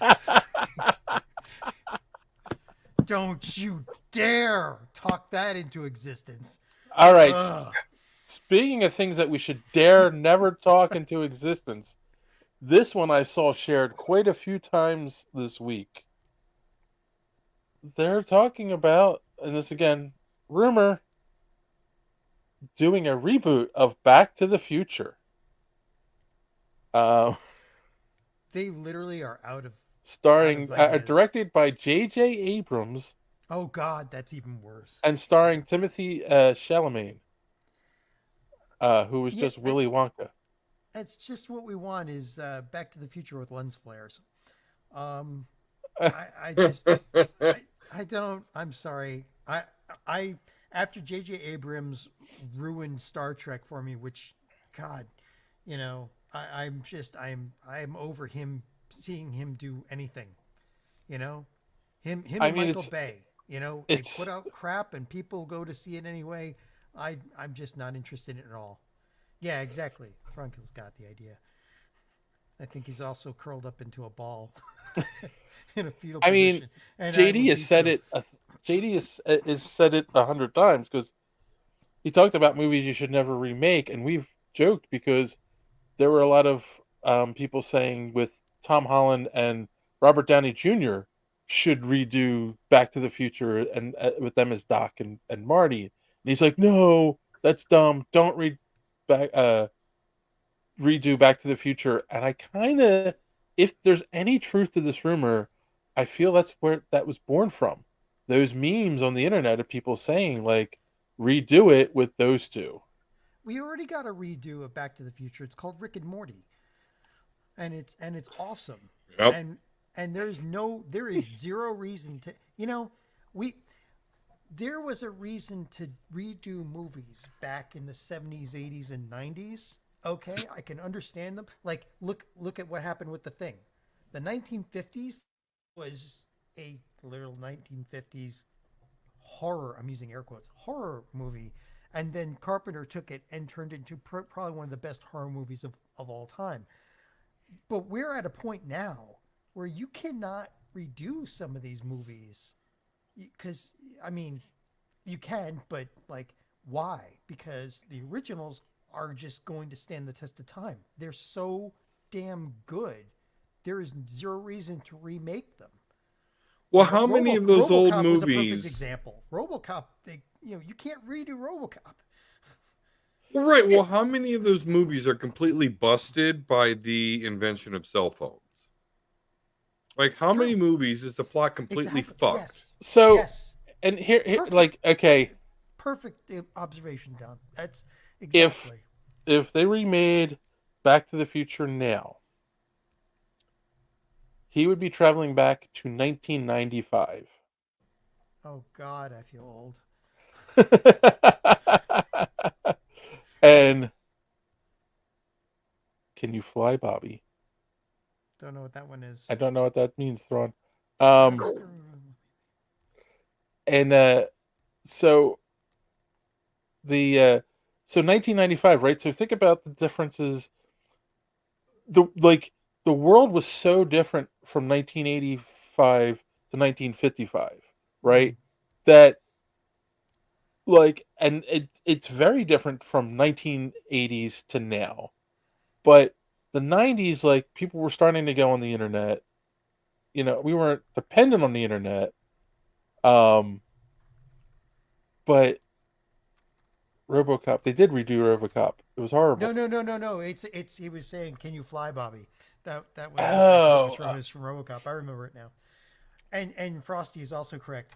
We still don't have our damn hoverboards. Yes. So we do, but they blow up planes because of the lithium-ion batteries. So I mean, I don't know. It's like, it's weird because like cell phones weren't a thing, right? Yeah. So like, if you want internet back, wasn't a thing either. Like, it was, but it wasn't. But here's the thing too, right? The thing that makes a cell phone cool is that, or today, or smartphone, is that it is on the internet. You can get all this information. So somebody who traveled back and couldn't use their smartphone, like, okay, there is some humor around that, right? Because the phone just wouldn't work. Yeah, you'd have a flip phone. Right. So I don't know. I don't know. You can't. It's not the same. I don't think. I would just remember like thinking how cool it was in Star Trek when they're like, number one, blah, blah, blah, blah, blah. Yeah. We can do that now. No problem. It's not shit. Yeah. I don't know. Yeah, they actually in the original series, in Star Trek the original series, they had data pads, and now, right. Or yeah, or remember, yeah, right. Or remember in Star Trek 4 where like Scotty's like computer, he's picking up the mouse, computer, and now it's like Siri, Alexa, like we're there. Yeah. Yeah. I was looking at him like he's a fucking idiot. Computer. Ain't any news but cool back then. That is a quadruple negative. No. That's only a double. I'm sorry. Yeah. Ain't any. But kudos. Yeah. To basically tie together everything that you guys have said, some of these are period pieces, and they're not from a time where, on any by redoing them now. Even if you were to set it in the same time frame as the originals, then you're not going to get anybody better than the original actors. I saw. It's the same reason that you and JD, Dave, argued with me about redoing The Greatest American Hero. It's like what made it was the actors. You know, I saw a Walking video. on air. Yeah, you can't redo it again. The crazy thing is, kids are wearing the same clothes today from the 90s. Yeah, Yeah. and they'll be doing that in the 2040s too. Everything goes around in the Mullets are cool now, though. I don't get that. Mullets. No, they're not. Have mullets. no, Well, no, they're not. But to the kids, they are. I saw an interesting proposal. I saw an interesting proposal online for a Back to the Future 4, where it's kind of like the afterlife storyline. It's modern time. It's Marty McFly's kid, and Marty has died, and he's goes to a property that he owns, and he finds he opens the garage and finds the DeLorean in there, and he goes back and back to the 90s or something, finds his dad, who is a motion captured Michael J. Fox. CG. There is no reason to beat these properties. Like these properties exist already. We don't need to redo them. Thing sucks because it was Not without a good hook. Not without a good hook. Because Yeah. right, because Michael J. Fox, like if it's not going to involve him, then why bother? Like you really have to go. Like if you told me there was a Back to the Future movie, but it's going to tie in with Terminator 2, like okay, cool, I'll go see that. Like, oh, Marty, we've got to stop Cyberdyne, Marty. Okay, because cool. you're not gonna get a better doc than Christopher Lloyd. I'm sorry. Yeah. End of story. Right on. Ain't gonna happen. And Leah Thompson, chef's kiss. I mean, like, come on, And the guy who played Biff Tannen, what was it, Thomas Wilson? So like all these guys, it was all perfect, And that's the thing; they're all still alive. So to have like this tribute with Timmy Chalamet or whatever his name is, like you don't need to do that because you would wind up with the Ghostbusters. Don, you'd wind up with the Ghostbusters. Exactly. That's female case, right? Yes. With the originals coming in just to die or do something stupid, That's exactly what I thought. Like if they did that, it's just going to be the all-female Ghostbusters, which crystal ball nobody cares about. All right, well, then that's it. Anyone who's watching this who's involved with Hollywood, don't do it. Just don't do it. It's a bad idea. All right. Captain. That's all the rumors I had. I don't know if you guys had thought of any that I missed or heard any. The only other thing that you didn't mention was I do have it on good authority that they are going to start production on X-Men, MCU X-Men movie at the fourth quarter of 2026, I believe. Oh, wow. And this is per like a publication that's actually not for the public; it's for actors, so they kind of know what's coming up and what opportunities are upcoming. So, yeah, looks like it's going to be a while before we get the X-Men. Although, with us having 3 seasons of X-Men 97, I find myself no longer waiting with bated breath for the X-Men in the MCU. I'm not sure how you guys feel about that. The itch has been scratched, is what you're saying? Yeah. I have a feeling they're going to introduce characters in other movies, and then they'll culminate into an X-Men movie. Yeah. I think that's where they're going with it. Because they gave us Beast already. Grammer. Yeah, that's what I'm saying. Like, here's hoping that Kelsey Grammer stays in good health because and maybe even Picard himself. So yeah, maybe we might actually get to see. I love Kelsey Grammer as Beast. I think he's the perfect Beast. And Patrick Stewart is Professor X. I know Patrick Stewart is of advanced age, so I'm not going to hold out for that. Very advanced. I really would like to see Kelsey Grammer as Beast. I'd like to see that maintained if possible. Yeah, I don't disagree. Bring up Kassan Singh, yeah. Would you want the live action to pick up after X-Men 97 story? That's no. Yeah. Yeah, no, I don't. I want X-Men 97 to be its own thing. There are rumors because they made the Beast in the Marvels after credit scene look like the Beast from the X-Men As cartoon. they should. As they should. But I mean, it's also kind of how he looks in the comic book, so it's not like that's the whole thing. So we just got, but that has started rumors that like, oh, this is all going to tie into the MCU, and no, I don't think they're going to go that route because you would have your all the stories have already been told in the cartoon, right? At that point, all the good stories have already been told in the cartoon. What are you going to do?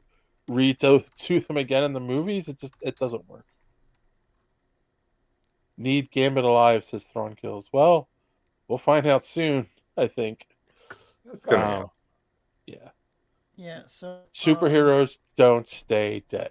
That's just how it works. Yeah, just to go back to something that was it Thronkill said. He said the Deadpool movie will give a decent lead-in. A lot of these rumors will be proven or unproven by what happens after that Deadpool movie. Yeah. You know? I think there's a lot. Go ahead. To answer Kassan's question, what is the first story I want live action to pick up? I want the original 5 X-Men versus Magneto to be a flashback. Ultimately, I want the giant size X-Men to be the introduction in the MCU, which is where Professor X has his new X-Men plus Cyclops go and rescue the original X-Men from the living island of Krakoa. That is what I would want. But again, I do want a strong and pertinent flashback to the original 5 X-Men versus Magneto. You know what? I like that because that's a good way to do it. And they never touched on Krakoa in any of the X-Men movies, really. So, which it's been such an important part of the X-Men lore in the comics for a long time. So that's the because fact it that they would be just cool. ignored it. What? Yeah, that's because it would have been cool, and they didn't want to do anything cool in those movies. I don't know if it's necessarily cool. And it would have made the way because they did a lot of parallels with, mutants in at least the first 3 movies being hated and whatnot, and the idea of them getting their own island to live on makes sense, and it would have worked in those movies. I don't know why they didn't touch it. So might have been a weird rights thing. Might have been tied up. I think they were just focused on Hugh Jackman Wolverine, whatever highlights him. Yeah, he never lived on Krakoa. All right. Well, that's it. That's everything from the rumor mill. So let's wrap this one up as we always do. Let's go around the room. Did you learn anything this week, or do you have any recommendations? And Don, you can go first. I learned about something called, and I shooting on the threes. So that's where I got my education from our senior grapevine consultants there, that we can shoot on the threes there to degrade animation quality and save some money. If you're shooting at 24 frames a second and only 6 of them have actual different animation, it's gonna look pretty choppy, and that's bad. And to Frosty there in the chat, absolutely, Gladiator is a fucking beast. So yeah, absolutely. I was like, they should not be fucking with this dude, but they did, and yeah. Spy X Family Code White. Is that an anime? Yeah, you lost me. I was stuck moving furniture around this weekend for the new patio door that they're going to install on Tuesday. I did not get out to the movie theater to see it. I kind of doubt that it'll be in there next week, but if it is, I will go see it then. See, that's your privilege. Spy X Family is one of the way more popular anime that's out. Yes, Anya for life, Kassan.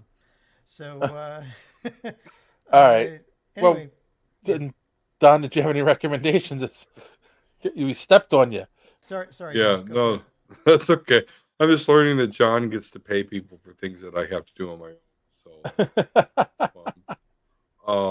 No recommendations if you haven't already. Get hip to X-Men 97. It's good shit. Of course, Shogun. I will continually recommend that.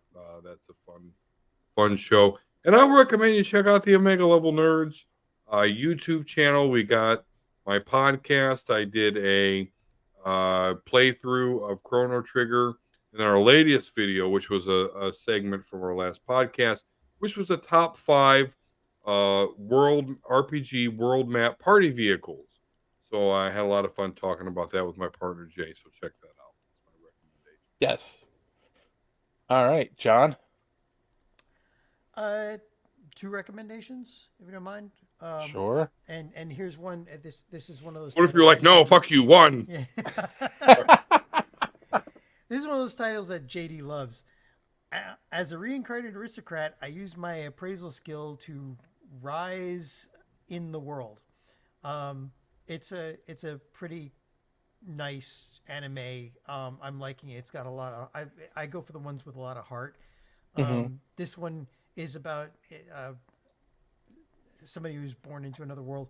He doesn't have any fighting skill or anything. It's just the ability to appraise other people, and so he is basically walking around trying to find the most skilled people to bring into as his retainers, so that he can deal with an oncoming war. And the other one, which is not a very weird pick for me, Windbreaker, which is just a bunch of street. It's about a class of street thugs, basically. Again, a lot. We of wore art. those a lot in the 90s too. Windbreakers. Yeah. So this, surprisingly, not a lot of actual windbreaker fabric in this. But yeah, it's just about this guy who transfers into a school, and the school is made up of basically street thugs that protect the area, and how he tries to fit in there. But there's a lot. It's a lot deeper than that. I like it. That's it for me. As far as everything else is concerned. I learned that we aren't really interested in a solo vision series, and no one on this planet is interested in a Back to the Future reboot. No. So bad Hollywood. bad Hollywood. Recommendations. I don't have any other than I'm going to echo Don. If you're not watching X-Men 97, you need to jump on that. I think stuff's about to pop off with Professor X coming back to Earth now, and Storm's got her powers back. We're going to see some serious shit. So yeah, I mean, I'll predict right now, Magneto is going back, and he's going to get the Brotherhood of Evil Mutants. The humans done pissed him off. Yep. So, yeah, it's about to pop off. Yeah. So. Oh wow! I mean, like, I'm episode 3 and 4, and he's you need to watch that shit. Yeah, you need to watch that shit, dude. Apparently, 5 is where everything goes down. Oh, that's where everything goes to hell. So it didn't take long to piss Magneto off, but that's not surprising. The name's Gambit, mon ami. Remember it. Oh, okay. All right, that I gotta see. I also recommend if you've gotten this far in the show, please hit that subscribe button. Click that bell for notifications so you don't miss us when we go live on Sundays. You don't miss any of our other great content that we're putting out on the channel. And smash that like button. It helps with the algorithm, helps get us out there more, and we greatly appreciate it. So, all right. On that note, boys and girls, as always, thanks for watching. Don't let your cape get caught in the door. Have a good week.